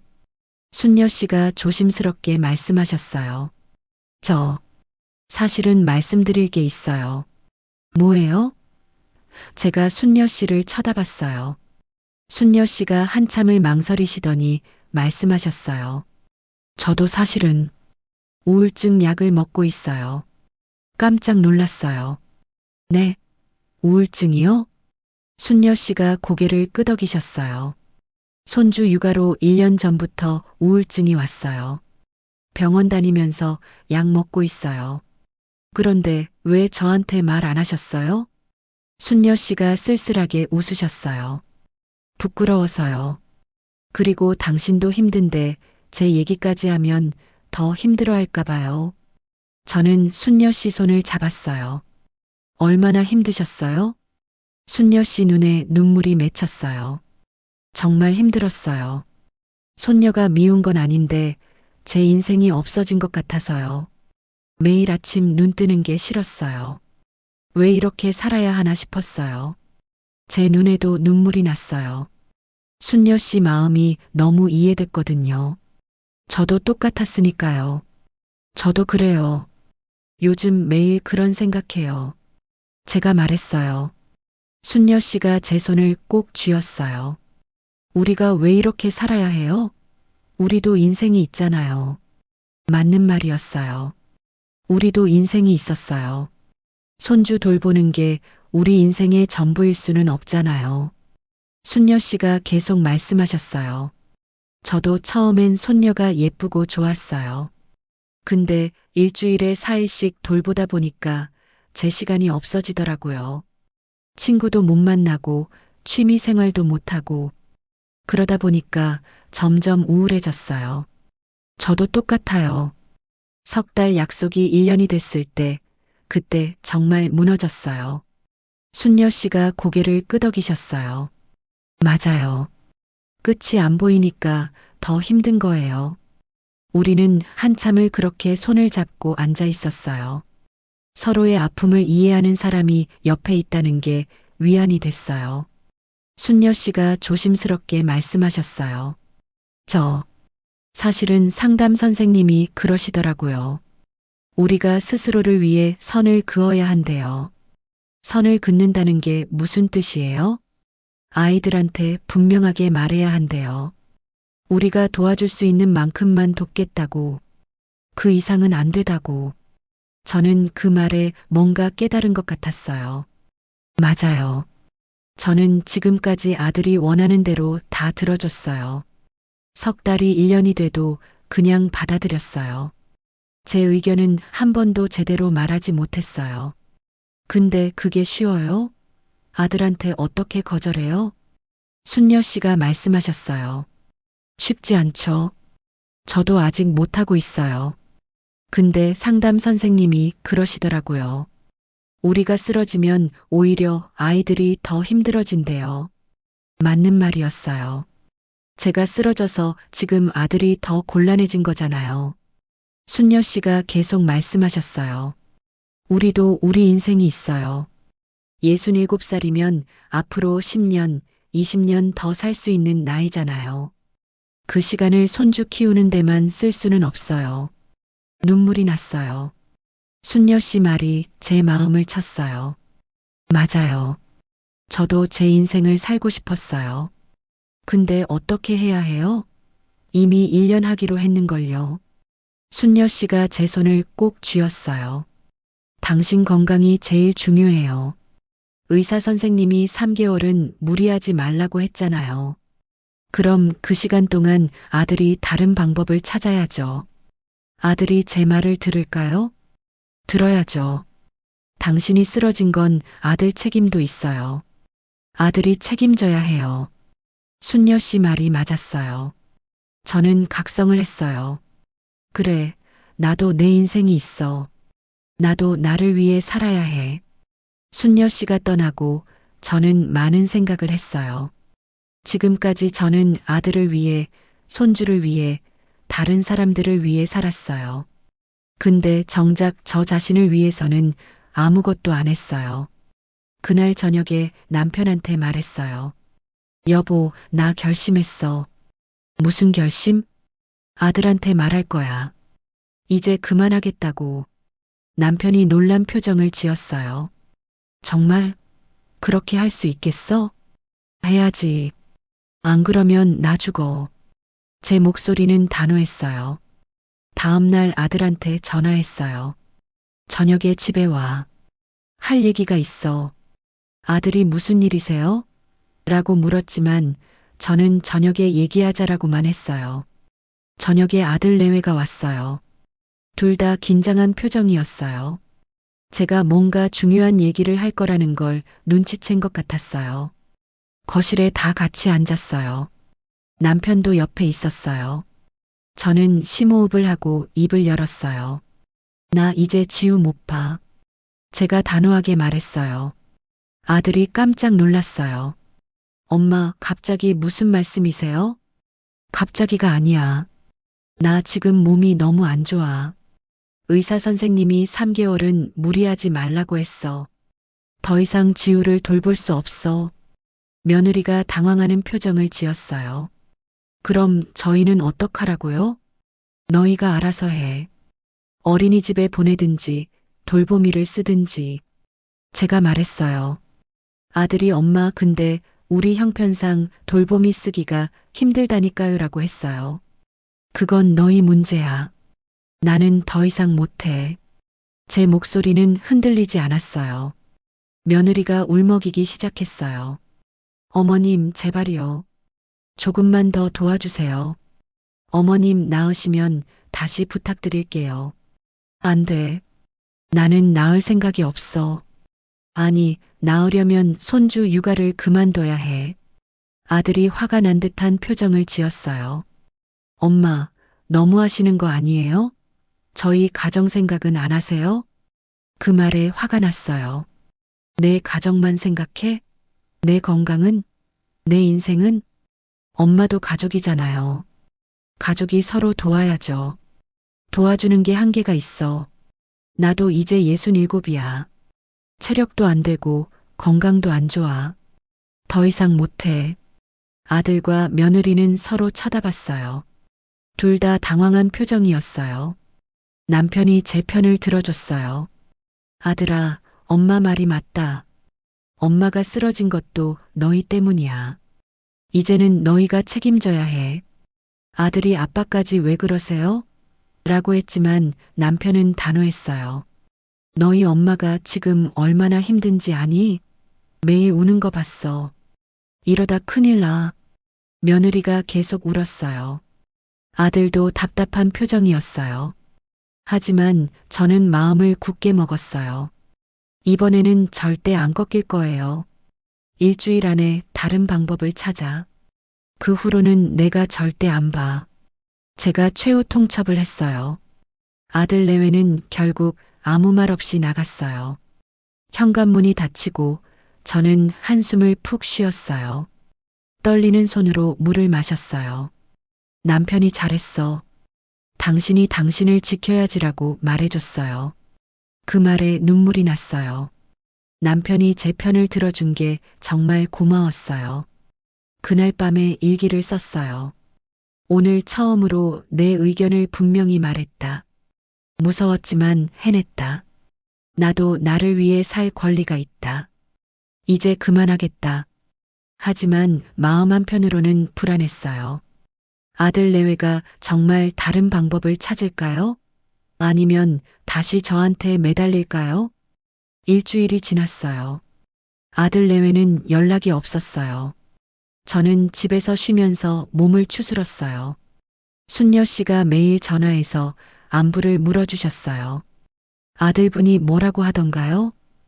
순녀 씨가 물으셨어요. 연락이 없어요. 아마 어린이집이나 다른 방법을 찾고 있나 봐요. 잘하셨어요. 이번엔 절대 안 돼요. 순녀 씨 응원이 큰 힘이 됐어요. 저는 점점 건강을 회복했어요. 여전히 몸은 아팠지만 마음은 한결 가벼워졌어요. 일주일째 되던 날 저녁이었어요. 갑자기 아들한테 전화가 왔어요. 목소리가 떨리고 있었어요. 엄마, 지금 집에 계세요? 왜? 무슨 일인데? 지금 바로 가도 될까요? 급한 일이에요. 그래 와. 30분 후에 아들이 왔어요. 혼자 왔어요. 얼굴이 창백했어요. 무슨 일이야? 제가 물었어요. 아들이 소파에 주저앉았어요. 엄마, 지우 엄마가 쓰러졌어요. 뭐? 아까 회사에서 쓰러져서 병원에 실려갔어요. 지금 응급실에 있어요. 저는 깜짝 놀랐어요. 많이 다쳤어? 아들이 고개를 저었어요. 다친 건 아닌데. 의사 선생님이 심한 우울증이래요. 그리고 뭐? 아들이 눈물을 글썽이면서 말했어요. 자해 충동이 있대요. 손목에 상처가 있었어요. 저는 말문이 막혔어요. 며느리가 자해를 했다고요? 그게 무슨 소리야? 아들이 울기 시작했어요. 저도 몰랐어요. 지우 엄마가 요즘 힘들다고는 했는데 이렇게까지 심한 줄은 몰랐어요. 저는 복잡한 감정이 들었어요. 며느리가 밉긴 했지만 그래도 자해까지 할 정도로 힘들었다는 게 안타까웠어요. 지금 어떤 상태야? 의사 선생님이 입원시키자고 해요. 정신과 치료가 필요하대요. 그리고 아들이 말을 잇지 못했어요. 저는 기다렸어요. 의사 선생님이 그러는데 지우 엄마가 산후우울증을 제대로 치료받지 못해서 이렇게 악화됐대요. 지우 낳고 나서부터 계속 힘들어했는데 제대로 치료받지 못하고 버텼대요. 그 말을 듣고 제 가슴이 아팠어요. 며느리도 힘들었구나. 저만 힘든 게 아니었구나. 그래서 지금 어떻게 하려고? 아들이 제 손을 잡았어요. 엄마, 도와주세요. 뭘 도와줘? 지우 엄마가 입원해야 해요. 최소 한 달은 병원에 있어야 한대요. 그동안 지우를. 안 돼. 제가 단호하게 말했어요. 나 지난번에 분명히 말했잖아. 더 이상 못 본다고. 엄마, 제발요. 지우 엄마가 정말 위험해요. 의사 선생님이 지금 치료받지 않으면 더 큰일 날 수 있다고 했어요. 저는 갈등했어요. 며느리를 도와야 할까요? 아니면 제 입장을 고수해야 할까요? 넌 어떡할 건데? 제가 최대한 빨리 퇴근하고 아침에는 어린이집에 보낼게요. 근데 저녁에 제가 퇴근할 때까지 누가 봐줘야 해요. 돌봄이 쓰면 되잖아. 엄마, 우리 형편상 한 달 동안 돌봄이 쓰기 힘들어요. 병원비도 많이 나올 텐데. 아들이 제 앞에 무릎을 꿇었어요. 엄마, 제발 부탁드려요. 한 달만요. 지우 엄마가 나을 때까지만요. 저는 눈을 감았어요. 며느리 얼굴이 떠올랐어요. 항상 피곤해 보이던 얼굴. 지우한테 무관심했던 모습. 그게 다 아파서였구나. 연수가 왜 그렇게 됐는지 알아? 제가 물었어요. 아들이 고개를 저었어요. 잘 모르겠어요. 연수도 엄마가 없었대. 어렸을 때부터. 아들이 놀란 표정을 지었어요. 그걸 어떻게 아세요? 전에 순녀 씨가 며느리 산후우울증 얘기할 때 며느리가 어렸을 때 엄마 부재로 힘들었다고 했잖아. 아들이 맞아요. 연수 어머니가 일찍 돌아가셨어요. 그래서 연수가 어떻게 엄마 노릇을 해야 할지 모르겠다고 했어요 라고 말했어요. 제 가슴이 또 아팠어요. 며느리도 저처럼 어렸을 때 엄마의 사랑을 받지 못한 거예요. 그래서 지우한테 어떻게 사랑을 줘야 할지 몰랐던 거예요. 연수한테 가봐야겠다. 제가 말했어요. 정말요? 아들 얼굴이 환해졌어요. 한 달 돌봐준다는 게 아니야. 와이프 얼굴만 보고 올 거야. 저는 아들과 함께 병원에 갔어요. 며느리는 병실에 누워 있었어요. 얼굴이 창백했어요. 손목에는 붕대가 감겨 있었어요. 제가 들어가자 며느리가 깜짝 놀랐어요. 어머님, 괜찮아? 제가 물었어요.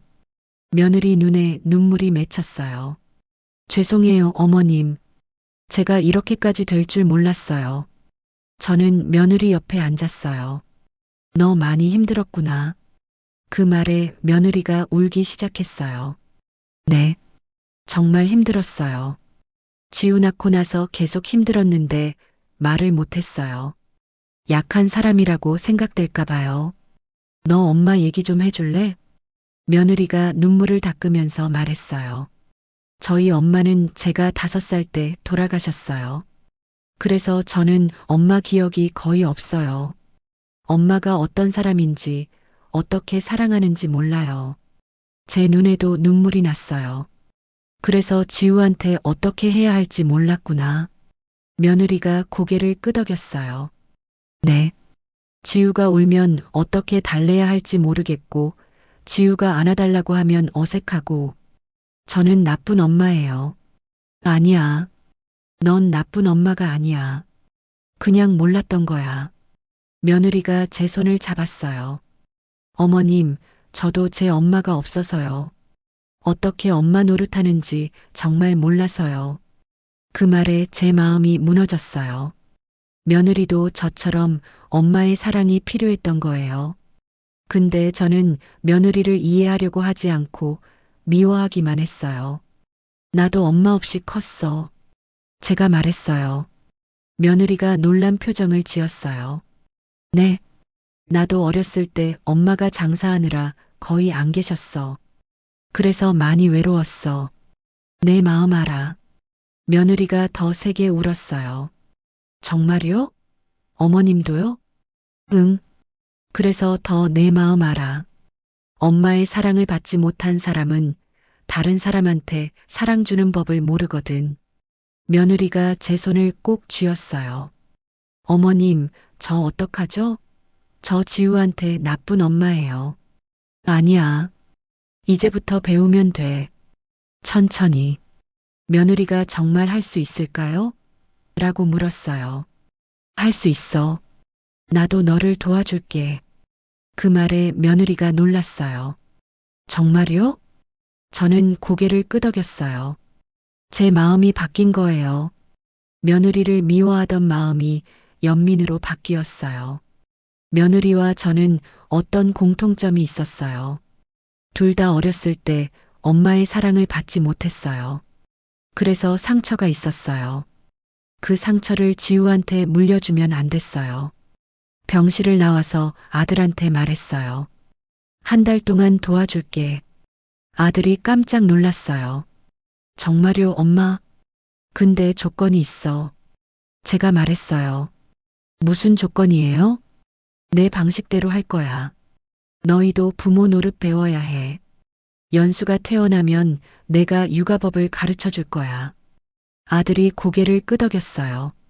알겠어요, 엄마. 그리고 이번엔 정말 한 달만이야. 한 달 후에는 너희가 알아서 해야 해. 네, 엄마. 약속할게요. 집에 돌아와서 남편한테 그 얘기를 했어요. 한 달만 더 돕기로 했어. 남편이 놀랐어요. 왜? 안 하기로 했잖아. 며느리가 많이 아파. 나랑 비슷한 상처가 있더라고. 그 애도 도와줘야 할 것 같아. 남편이 제 손을 잡았어요. 당신 마음 다칠까봐 걱정돼. 괜찮아. 이번엔 달라. 내가 선을 그으면서 도와줄 거야. 그날 밤에 일기를 썼어요. 며느리도 나처럼 상처가 있었다. 엄마의 부재. 그 외로움을 나는 안다. 며느리를 미워할 수 없다. 이제는 함께 치유해야 한다. 한 달이 시작됐어요. 이번엔 달랐어요. 제가 희생하는 게 아니라 며느리를 돕는 거였어요. 며느리가 입원한 다음 날부터 저는 다시 지우를 돌보기 시작했어요. 하지만 이번엔 마음가짐이 달랐어요. 억지로 하는 게 아니라 며느리와 지우를 돕기 위해 하는 거였어요. 순녀 씨한테 그 얘기를 했어요. 며느리가 입원했어요. 그래서 한 달만 더 돕기로 했어요. 순녀 씨가 걱정스러운 표정을 지으셨어요. 괜찮으시겠어요? 건강은요? 이번엔 달라요. 제가 선을 그으면서 할 거예요. 그리고 며느리를 진짜 돕고 싶어요. 순녀 씨가 고개를 끄덕이셨어요. 그래요. 그게 맞는 것 같아요. 억지로 하는 게 아니라 진심으로 돕는 거. 저는 품앗이 모임 할머니들한테도 도움을 요청했어요. 한 달만 도와주시면 안 될까요? 할머니들이 모두 흔쾌히 동의하셨어요. 물론이죠. 우리가 서로 돕는 거잖아요. 그렇게 저는 다시 지우를 돌보기 시작했어요. 하지만 이번엔 혼자가 아니었어요. 순녀 씨와 모임 할머니들이 도와주셨고 남편도 적극적으로 도와줬어요. 일주일에 4일은 제가 돌보고 이틀은 품앗이 모임에서 돌아가면서 봐주고 하루는 아들이 재택근무를 하면서 봤어요. 그렇게 역할을 나눴어요. 제가 돌보는 날도 순녀 씨가 오전에 2시간 정도 와서 도와주셨어요. 그 시간에 저는 쉬거나 병원에 가서 물리치료를 받았어요. 며느리는 병원에서 치료를 받고 있었어요. 일주일에 한 번씩 면회를 갔어요. 갈 때마다 며느리는 조금씩 나아지는 것 같았어요. 2주째 면회 갔을 때였어요. 며느리가 말했어요. 어머님, 상담 선생님이 그러시는데요. 제가 지우한테 제대로 애착을 못 줘서 지우도 불안해했대요. 맞아. 지우도 내 사랑이 필요했어. 며느리가 울먹였어요. 저는 정말 나쁜 엄마예요. 제 아이한테 사랑도 제대로 못 줬어요. 아니야. 넌 몰랐던 거야. 이제부터 배우면 돼. 어떻게 배워요? 저는 며느리 손을 잡았어요. 내가 가르쳐 줄게. 천천히 하나씩. 며느리가 놀란 표정을 지었어요. 정말요? 어머님이요? 응. 나도 엄마 없이 컸잖아. 그래서 내 마음을 알아. 그리고 나는 지우를 키우면서 배웠어. 그걸 너한테도 가르쳐 줄 수 있어. 며느리 눈에서 눈물이 흘렀어요. 감사해요, 어머님. 정말, 정말 감사해요. 울지 마. 우리 같이 잘해보자. 그날부터 저는 며느리한테 육아에 대해 조금씩 얘기해 줬어요. 면회 갈 때마다 지우 이야기를 했어요. 오늘 지우가 뭘 했는지, 어떻게 놀았는지, 무슨 말을 했는지. 지우가 오늘 엄마 그림을 그렸어. 엄마 빨리 나와서 집에 왔으면 좋겠다고 하더라. 며느리가 그림을 보면서 울었어요. 제가 그동안 지우한테 너무 못해줬어요. 이제부터 잘하면 돼. 아이들은 금방 잊어버려. 지금부터 사랑 많이 주면 돼. 3주째 되던 날이었어요. 며느리가 외출 허가를 받았어요. 집에 잠깐 다녀갈 수 있다고 했어요. 저는 며느리를 데리고 집에 왔어요. 지우는 어린이집에서 돌아오는 시간이었어요. 아들이 지우를 데리고 왔어요. 현관문이 열리고 지우가 들어왔어요. 할머니. 그때 며느리가 나타났어요. 지우야. 지우가 멈춰섰어요. 잠깐 망설이다가 엄마. 라고 말했어요. 며느리가 무릎을 꿇고 지우 눈높이에 맞췄어요. 지우야, 엄마 보고 싶었어? 지우가 고개를 끄덕였어요. 며느리가 팔을 벌렸어요. 엄마한테 와볼래? 지우가 조심스럽게 며느리한테 다가갔어요. 며느리가 지우를 꼭 안았어요. 지우야, 엄마가 미안해. 그동안 지우한테 잘못했어. 지우가 괜찮아. 엄마라고 말했어요. 며느리가 지우를 안으면서 울었어요. 엄마가 앞으로는 지우한테 잘할게. 많이 안아주고 많이 사랑한다고 말해줄게. 지우가 엄마 사랑해라고 말했어요. 그 모습을 보면서 저도 눈물이 났어요. 며느리와 지우가 드디어 연결되고 있었어요. 며느리는 2시간 정도 집에 있다가 다시 병원으로 돌아갔어요. 가기 전에 저한테 말했어요. 어머님, 제가 태어나면 어머님한테 배우고 싶어요. 어떻게 지우를 키워야 하는지. 그래, 천천히 가르쳐 줄게. 며느리가 어머님, 정말 감사해요. 어머님이 아니었으면 저 어떻게 됐을지 몰라요라고 했어요. 우리 서로 돕는 거야. 나도 내가 필요해. 며느리가 떠나고 저는 순녀 씨한테 전화했어요. 며느리가 조금씩 나아지고 있어요. 순녀 씨가 기뻐하셨어요. 정말 다행이에요. 당신도 대단해요. 순녀 씨 덕분이에요. 순녀 씨가 없었으면 저도 못했을 거예요. 그날 저녁에 남편한테 말했어요. 여보, 나 생각이 있어. 무슨 생각? 품앗이 모임을 더 키우고 싶어? 우리처럼 힘든 할머니들이 많잖아. 그분들을 도와주고 싶어? 남편이 웃었어요. 좋은 생각이야. 당신이 할 수 있을 것 같아. 저는 순녀 씨랑 상의했어요. 모임을 더 체계적으로 만들면 어떨까요? 그리고 육아 정보도 공유하고 서로 상담도 해주고. 순녀 씨가 눈이 반짝였어요. 좋아요. 우리가 서로 돕고 힘이 되는 모임으로 만들어요. 그렇게 저희는 할머니 돌봄 공동체를 만들었어요. 공원 파고라에서 일주일에 한 번씩 모였어요. 처음에는 7명이었는데 점점 늘어나서 10명, 15명이 됐어요. 모임에서는 서로 육아 정보를 나눴어요. 어떤 할머니는 손주 목욕시키는 법을 알려주시고 어떤 할머니는 아이 달래는 법을 공유하시고 저는 제가 배운 것들을 나눠줬어요. 그리고 가장 중요한 건 서로 마음을 나눴어요. 힘들 때 얘기하고 위로받고 응원하고 그게 가장 큰 힘이 됐어요.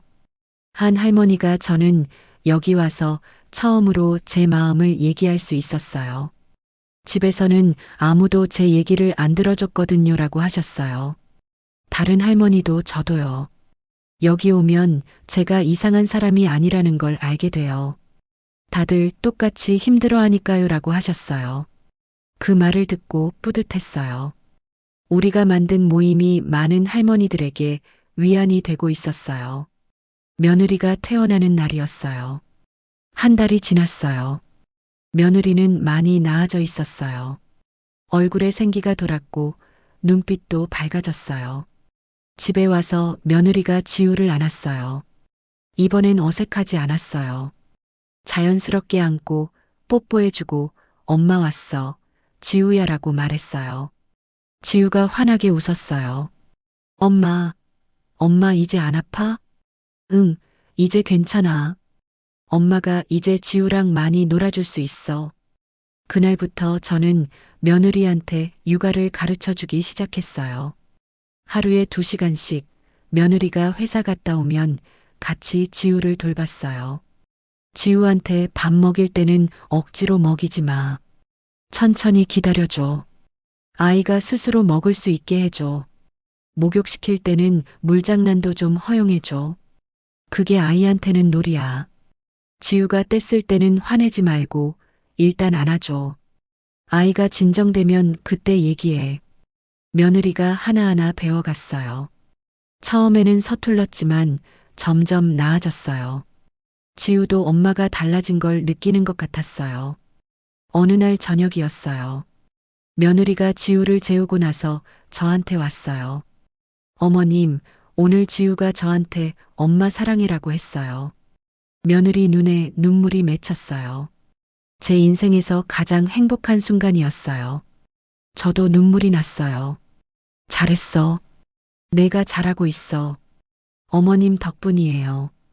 어머님이 안 가르쳐 주셨으면 저 여전히 어떻게 해야 할지 몰랐을 거예요. 아니야. 내가 한 거야. 너는 이미 좋은 엄마야. 2달이 지났어요. 며느리는 이제 혼자서도 지우를 잘 돌봤어요.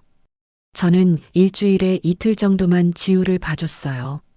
나머지는 며느리와 아들이 알아서 했어요. 아들도 많이 달라졌어요. 예전에는 육아에 거의 참여 안 했는데 이제는 적극적으로 도왔어요. 주말에는 아들이 지우를 데리고 공원에 가고 저녁에는 목욕도 시켰어요. 어느 날 아들이 말했어요. 엄마, 제가 그동안 엄마한테 너무 많은 걸 바랐던 것 같아요. 죄송해요. 이제라도 알았으면 됐어. 앞으로는 저희가 알아서 할게요. 엄마는 엄마 인생 사세요. 그 말이 정말 고마웠어요. 아들이 드디어 제 마음을 이해한 거예요. 며느리도 달라졌어요. 어머님, 저 이제 어머님이 왜 그렇게 힘드셨는지 알 것 같아요. 지우 하루 종일 돌보는 것만 해도 힘든데 어머님은 몇 달을 그렇게 하셨잖아요. 이제 알았으면 됐어. 앞으로는 제가 할게요. 어머님은 쉬세요. 정말 감사한 말들이었어요. 제가 원했던 게 바로 이거였어요. 인정받는 것, 이해받는 것, 저는 이제 제 삶을 되찾았어요. 요가도 다시 시작했고 친구들도 자주 만났어요. 남편이랑 여행 계획도 세웠어요. 품앗이 모임도 계속됐어요. 이제는 20명이 넘는 할머니들이 모였어요. 저희는 서로 돕고 격려하고 함께 성장했어요. 어느 날 순녀 씨가 말씀하셨어요. 당신 덕분에 우리 모두가 달라졌어요. 무슨 소리예요? 순녀 씨 덕분이죠. 아니에요. 당신이 먼저 용기를 냈잖아요. 아들한테 안 된다고 말하고 며느리를 이해하려고 하고 그게 우리한테 힘이 됐어요. 순녀 씨 말에 가슴이 뭉클했어요. 제가 누군가에게 힘이 됐다는 게 정말 뿌듯했어요. 그날 밤에 일기를 썼어요. 나는 이제 내 인생을 살고 있다. 손주도 사랑하지만 나 자신도 사랑한다. 며느리를 돕고 모임 할머니들을 돕는 것이 나에게도 힘이 된다. 이제는 희생이 아니라 나눔이다. 그렇게 제 삶은 새로운 국면을 맞이했어요. 힘들었던 시간들이 있었지만 그 시간들을 통해 저는 성장했어요. 그리고 더 많은 사람들과 연결됐어요. 하지만 진짜 변화는 그 다음에 있었어요. 그렇게 1년이 지났어요. 제가 처음 지우를 돌보기 시작한 지 정확히 1년하고 2달이 됐어요. 많은 일이 있었어요. 힘들었던 시간도 있었고 깨달음의 순간도 있었어요. 지금은 어떠냐고요? 많이 달라졌어요. 제 삶도 며느리도 아들도 그리고 지우도. 지우는 이제 5살이 됐어요. 어린이집도 잘 다니고 밤에 깨서 우는 일도 거의 없어요. 엄마한테도 잘 안기고 아빠랑도 잘 놀아요. 안정된 아이가 됐어요. 며느리는 완전히 다른 사람이 됐어요. 지우한테 사랑을 듬뿍 주고 매일 안아주고 이야기를 들어줘요. 회사 일도 열심히 하지만 저녁에는 꼭 지우와 시간을 보내요. 지난주에 며느리가 저한테 말했어요. 어머님, 제가 상담 선생님한테 들은 얘기가 있어요. 뭔데? 우울증은 완전히 나았대요.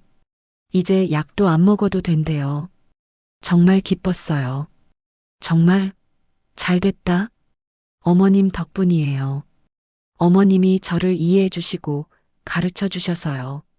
아니야. 내가 노력한 거야. 며느리가 제 손을 잡았어요. 어머님, 저 이제 알았어요. 엄마가 된다는 게 뭔지, 그리고 어머님이 얼마나 힘드셨는지. 그 말을 들으니까 눈물이 났어요. 며느리가 드디어 제 마음을 이해한 거예요. 아들도 많이 달라졌어요. 승진도 했어요. 프로젝트를 성공적으로 마쳐서 팀장이 됐어요. 근데 이제는 일만 하지 않아요. 육아에도 적극적으로 참여해요. 주말이면 아들이 지우를 데리고 와요. 엄마, 지우가 할머니 보고 싶대요. 그러면 저희는 공원에 가서 같이 놀아요. 근데 이제는 제가 하루 종일 돌보는 게 아니라 서너 시간만 같이 놀다가 보내요. 그게 딱 좋아요. 손주를 사랑하지만 제 삶도 있으니까요. 지난달에 아들이 용돈을 드렸어요. 봉투에 100만 원이 들어 있었어요. 엄마, 그동안 고생하신 거 조금이나마 보답하고 싶어서요. 저는 받지 않으려고 했어요. 괜찮아. 나 돈 필요 없어. 근데 아들이 엄마 받아주세요. 제 마음이에요라고 해서 받았어요. 그 돈으로 순녀 씨랑 모임 할머니들이랑 맛있는 거 먹으러 갔어요. 품앗이 모임은 이제 지역에서 유명해졌어요. 동사무소에서도 관심을 가져서 공식적인 할머니 돌봄 공동체 프로그램으로 만들어졌어요. 다른 동네 할머니들도 참여하고 싶다고 연락이 왔어요. 저희는 한 달에 한 번씩 큰 모임을 열어요. 육아 강좌도 하고 서로 경험도 나누고 전문가 선생님도 초대해서 상담도 받아요. 어느 날 모임에서 한 할머니가 말씀하셨어요. 저는 이 모임 덕분에 살았어요. 혼자였으면 우울증으로 쓰러졌을 거예요. 다른 할머니도 저도요. 여기서 힘을 얻어요. 내가 이상한 게 아니라는 걸 알게 돼요라고 하셨어요. 그런 말을 들을 때마다 보람을 느꼈어요.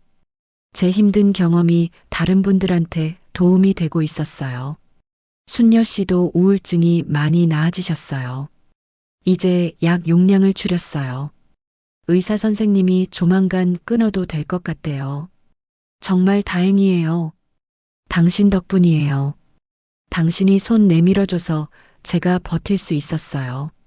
순녀 씨와 저는 이제 가장 가까운 친구가 됐어요. 거의 매일 만나서 산책하고 수다 떨고 서로 고민 상담도 해줘요. 지난주에 남편이랑 제주도 여행을 다녀왔어요. 이틀 동안이었는데 정말 오랜만에 둘이서만 시간을 보냈어요. 바닷가를 걸으면서 남편이 말했어요. 당신 정말 많이 달라졌어. 어떻게? 예전보다 훨씬 밝아졌어. 웃음도 많아지고. 남편 말이 맞았어요. 저는 이제 행복했어요. 제 삶을 살고 있었으니까요. 어제였어요. 지우를 데리고 공원에 갔는데 지우가 갑자기 저한테 말했어요. 할머니, 나 할머니 제일 좋아해. 할머니도 지우 정말 많이 좋아해. 할머니는 나한테 사랑한다고 많이 말해줘. 엄마도 이제 말해주는데 할머니가 제일 많이 말해줘. 그 말에 가슴이 뭉클했어요. 제가 지우한테 준 사랑이 지우한테 전해진 거예요. 지우야, 할머니가 왜 그렇게 말해주는지 알아? 왜? 할머니도 어렸을 때 그런 말을 많이 못 들었거든. 그래서 지우한테는 많이 해주고 싶었어. 지우가 저를 꼭 안아줬어요. 할머니, 사랑해. 그 순간 깨달았어요. 제 어린 시절의 상처가 지우를 통해 치유되고 있다는 걸. 제가 받지 못한 사랑을 지우한테 주면서 제 마음속 어린아이도 함께 치유되고 있었어요. 며느리도 마찬가지였어요. 며느리도 어렸을 때 받지 못한 엄마의 사랑을 지우한테 주면서 치유되고 있었어요. 우리는 모두 연결돼 있었어요. 상처로 연결됐지만 그 상처를 함께 치유하면서 더 깊은 관계를 맺게 됐어요. 오늘 아침이었어요. 일기장을 꺼냈어요. 맨 처음 페이지를 펼쳤어요. 내 아들보다 손주가 더 힘들다라고 쓴 그 문장이 보였어요. 저는 그 밑에 새로운 문장을 썼어요. 손주가 힘든 게 아니었다. 나를 존중받지 못하는 게 힘들었다. 이제는 안다. 내가 나를 존중할 때 다른 사람들도 나를 존중한다는 것을, 내가 나를 사랑할 때 다른 사람들도 나를 사랑한다는 것을. 그렇게 쓰고 나니까 마음이 평온해졌어요. 힘들었던 시간들이 있었지만 그 시간들이 저를 성장시켰어요. 오늘 저녁에 아들 가족이 저희 집에 와요. 같이 저녁 먹기로 했어요. 며느리가 요리를 한다고 해요. 지우는 할머니한테 보여줄 그림을 그려온대요. 남편이 당신 기대되나 봐? 얼굴에 웃음이 가득해라고 하더라고요. 응. 오늘 우리 다 같이 행복한 시간을 보낼 거야. 그래. 이제 우리 가족이 진짜 가족이 된 것 같아. 남편 말이 맞았어요. 이제 우리는 진짜 가족이었어요. 서로를 이해하고 존중하고 사랑하는 가족. 창밖을 바라봤어요. 햇살이 따뜻했어요. 봄이 왔어요. 제 인생에도 봄이 온 것 같았어요. 현관 초인종이 울렸어요. 할머니, 지우 목소리가 들렸어요. 저는 얼른 일어나서 현관문을 열었어요. 지우가 환하게 웃으면서 제게 달려왔어요. 할머니, 나 오늘 어린이집에서 칭찬받았어. 제가 지우를 안아 올렸어요. 정말? 뭘로 칭찬받았는데? 친구랑 잘 놀았다고. 우리 지우 정말 대단하네. 며느리가 들어오면서 말했어요. 어머님, 안녕하세요. 오늘 제가 어머님 좋아하시는 갈비찜 해왔어요. 고마워. 너 요리 실력 많이 늘었다? 며느리가 웃었어요. 어머님이 가르쳐 주신 대로 했어요. 아들도 들어왔어요. 엄마, 안녕하세요. 그래, 어서 와. 우리는 다 같이 거실에 앉았어요. 지우는 제게 그림을 보여줬어요. 가족 그림이었어요. 할머니, 할아버지, 엄마, 아빠, 지우. 5명이 손을 잡고 웃고 있는 그림. 와, 지우야. 이거 정말 예쁘게 그렸다. 응, 우리 가족이야. 할머니가 제일 크게 그렸어. 할머니가 제일 중요하니까. 그 말에 눈물이 핑 돌았어요. 지우한테 제가 중요한 사람이라니. 얼마나 고마운 말인지 몰라요. 저녁 식사 시간이었어요. 다 같이 둘러앉아서 밥을 먹었어요. 며느리가 만든 갈비찜은 정말 맛있었어요. 지우가 할머니, 맛있어? 라고 물었어요. 응, 정말 맛있어. 다행이다. 나 할머니 웃는 거 좋아해. 그 말에 다들 웃었어요. 행복한 웃음이었어요. 식사 후에 우리는 거실에서 같이 시간을 보냈어요. 지우는 할아버지랑 블록 놀이를 했어요. 아들과 며느리는 저랑 차를 마시면서 얘기를 나눴어요. 며느리가 조심스럽게 말했어요. 어머님, 저 하나 말씀드려도 될까요? 그래, 뭔데? 저 다음 달에 상담 자격증 따려고 공부 시작했어요. 정말? 무슨 상담? 육아 상담이요. 저처럼 힘들어하는 엄마들을 돕고 싶어요. 특히 산후 우울증으로 힘들어하는 분들이요. 정말 대단했어요. 며느리가 본인의 아픔을 다른 사람을 돕는데 쓰려고 하다니. 정말 좋은 일이다. 잘할 수 있을 거야. 어머님도 같이 하시면 어떨까요? 나도? 네. 어머님은 손주 육아로 힘들어하는 할머니들의 마음을 너무 잘 아시잖아요. 어머님이 그분들을 상담해 주시면 정말 큰 힘이 될 것 같아요. 생각해 보안 달이 시작됐어요. 이번엔 달랐어요. 제가 희생하는 게 아니라 며느리를 돕는 거였어요. 생각해 보니 좋은 아이디어였어요. 저는 이미 품앗이 모임에서 많은 할머니들을 만나고 있었어요. 그분들의 고민을 듣고 조언도 해주고 있었죠. 그래, 좋아. 같이 해보자. 며느리 얼굴이 환해졌어요. 정말요? 감사해요, 어머님. 아들이 말했어요. 엄마랑 와이프가 같이 일하면 정말 좋을 것 같아요. 세대 간의 육아 지혜를 나눌 수 있잖아요. 맞는 말이었어요. 저는 할머니 세대의 경험과 지혜가 있고 며느리는 젊은 엄마들의 마음을 이해할 수 있었어요. 우리가 함께하면 더 많은 사람들을 도울 수 있을 거예요. 그럼 우리 같이 공부하자. 며느리야. 며느리가 저를 꼭 안아줬어요. 어머님, 정말 감사해요. 어머님은 제 인생의 은인이에요. 무슨 소리야? 우리 가족이잖아. 그날 밤 아들 가족이 돌아가고 남편과 둘이 앉아 있었어요. 남편이 오늘 정말 행복해 보였어라고 말했어요. 응, 행복했어. 정말 행복했어. 이제 우리 인생도 시작이네. 그러게. 이제 시작이야. 남편이 제 손을 잡았어요. 내년에 우리 유럽 여행 가자. 한 달 정도. 정말? 그래도 돼? 당연하지. 우리도 우리 인생 살아야지.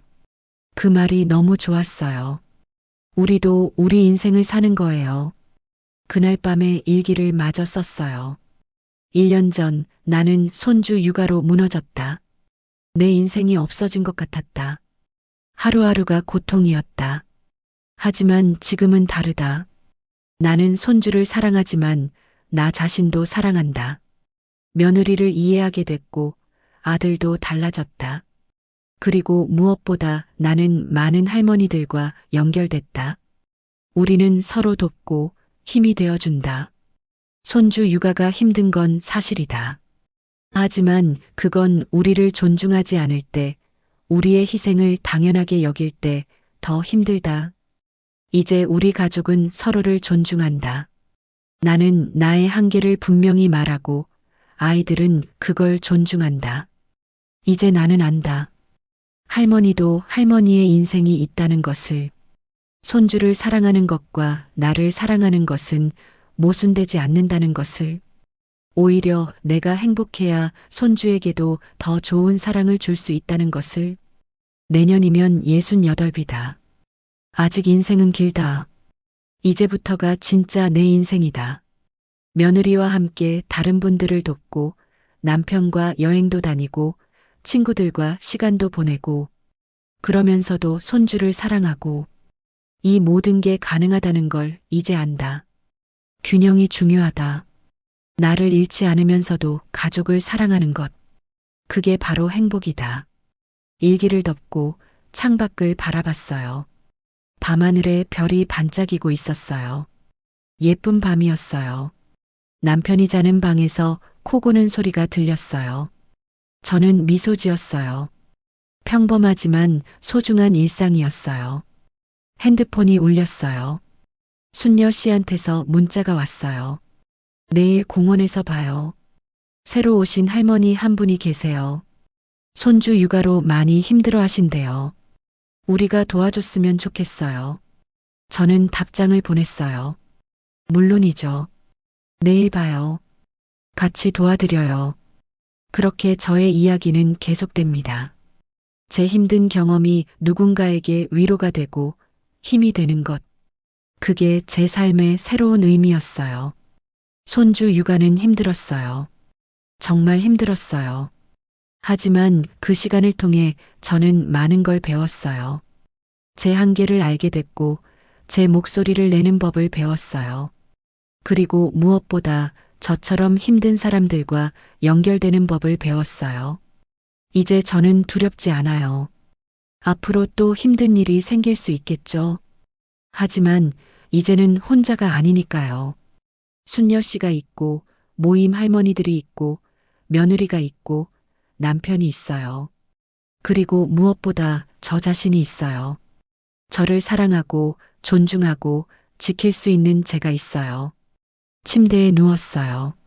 몸은 피곤했지만 마음은 편안했어요. 오늘도 좋은 하루였어요. 내일도 좋은 하루가 될 거예요. 눈을 감으면서 생각했어요. 나는 행복하다. 진짜로 행복하다. 그리고 잠이 들었어요. 평온한 잠이었어요. 석 달 후, 저와 며느리는 작은 상담실을 열었어요. 세대를 잇는 육아 상담소라는 이름이었어요.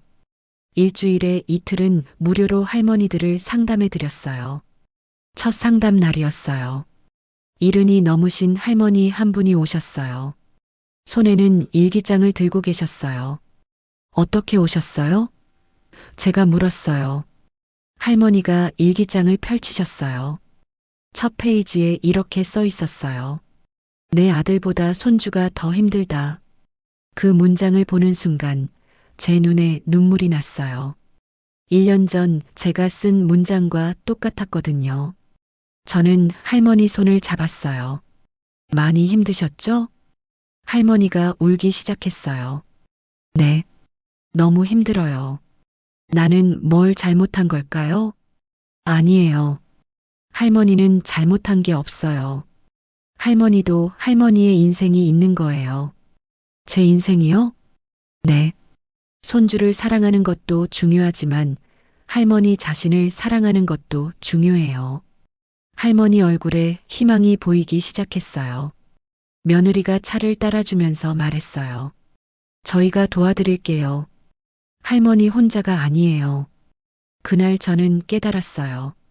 제 힘들었던 경험이 누군가에게는 희망이 된다는 것을, 제가 걸어온 길이 다른 분들에게는 길잡이가 된다는 것을. 상담을 마치고 할머니가 돌아가실 때 말씀하셨어요. 오늘 처음으로 제 마음을 이해받은 것 같아요. 감사합니다. 저는 그 할머니를 안아드렸어요. 힘내세요. 할머니도 할 수 있어요. 저녁에 집에 돌아왔어요. 남편이 어땠어? 라고 물었어요. 좋았어. 정말 보람 있었어. 그래, 다행이다. 당신이 행복하니까 나도 좋아. 그날 밤 저는 일기장을 꺼냈어요. 새 페이지를 펼쳐서 썼어요. 오늘 나는 깨달았다. 내 아픔이 헛되지 않았다는 것을, 내가 걸어온 길이 다른 누군가에게는 희망의 길이 될 수 있다는 것을, 손주가 힘든 게 아니었다. 나를 잃어버리는 게 힘들었던 거다. 이제 나는 나를 찾았다. 그리고 나는 다른 분들이 그들 자신을 찾도록 돕고 있다. 67에 시작된 나의 새로운 인생. 앞으로 얼마나 많은 시간이 남았는지는 모르겠다. 하지만 분명한 건 남은 시간을 나답게 의미 있게 살 것이라는 거다. 손주도 사랑하고, 나도 사랑하고, 다른 사람들도 돕고, 그것이 나의 새로운 삶이다. 그리고 나는 행복하다. 일기를 덮고 창밖을 바라봤어요. 달이 밝았어요. 내일 아침이면 지우가 또 전화할 거예요. 할머니, 오늘 뭐 해? 그럼 저는 할머니 오늘 상담실 가는 날이야. 지우는 엄마랑 재미있게 놀아라고 말할 거예요. 그리고 지우는 할머니 파이팅! 이라고 말할 거예요. 저는 미소 지으며 잠자리에 들었어요. 내 아들보다 손주가 더 힘들었던 날들. 그날들이 있었기에 지금의 제가 있습니다. 힘들었지만 후회하지 않습니다. 그 시간들이 저를 더 강하게, 더 지혜롭게, 그리고 더 사랑이 많은 사람으로 만들어 주었으니까요. 이제 저는 압니다. 할머니도 할머니의 인생이 있다는 것을, 그리고 그 인생은 지금부터가 진짜 시작이라는 것을. 제 이야기를 들어주셔서 감사합니다. 혹시 저처럼 힘드신 할머니가 계시다면 혼자 힘들어하지 마세요. 우리는 혼자가 아닙니다. 서로 손을 잡으면 우리는 모두 이겨낼 수 있습니다. 할머니도 할머니의 인생을 살 권리가 있습니다. 그걸 잊지 마세요. 감사합니다. 감동이 있는 시니어 드라마 사연 이야기방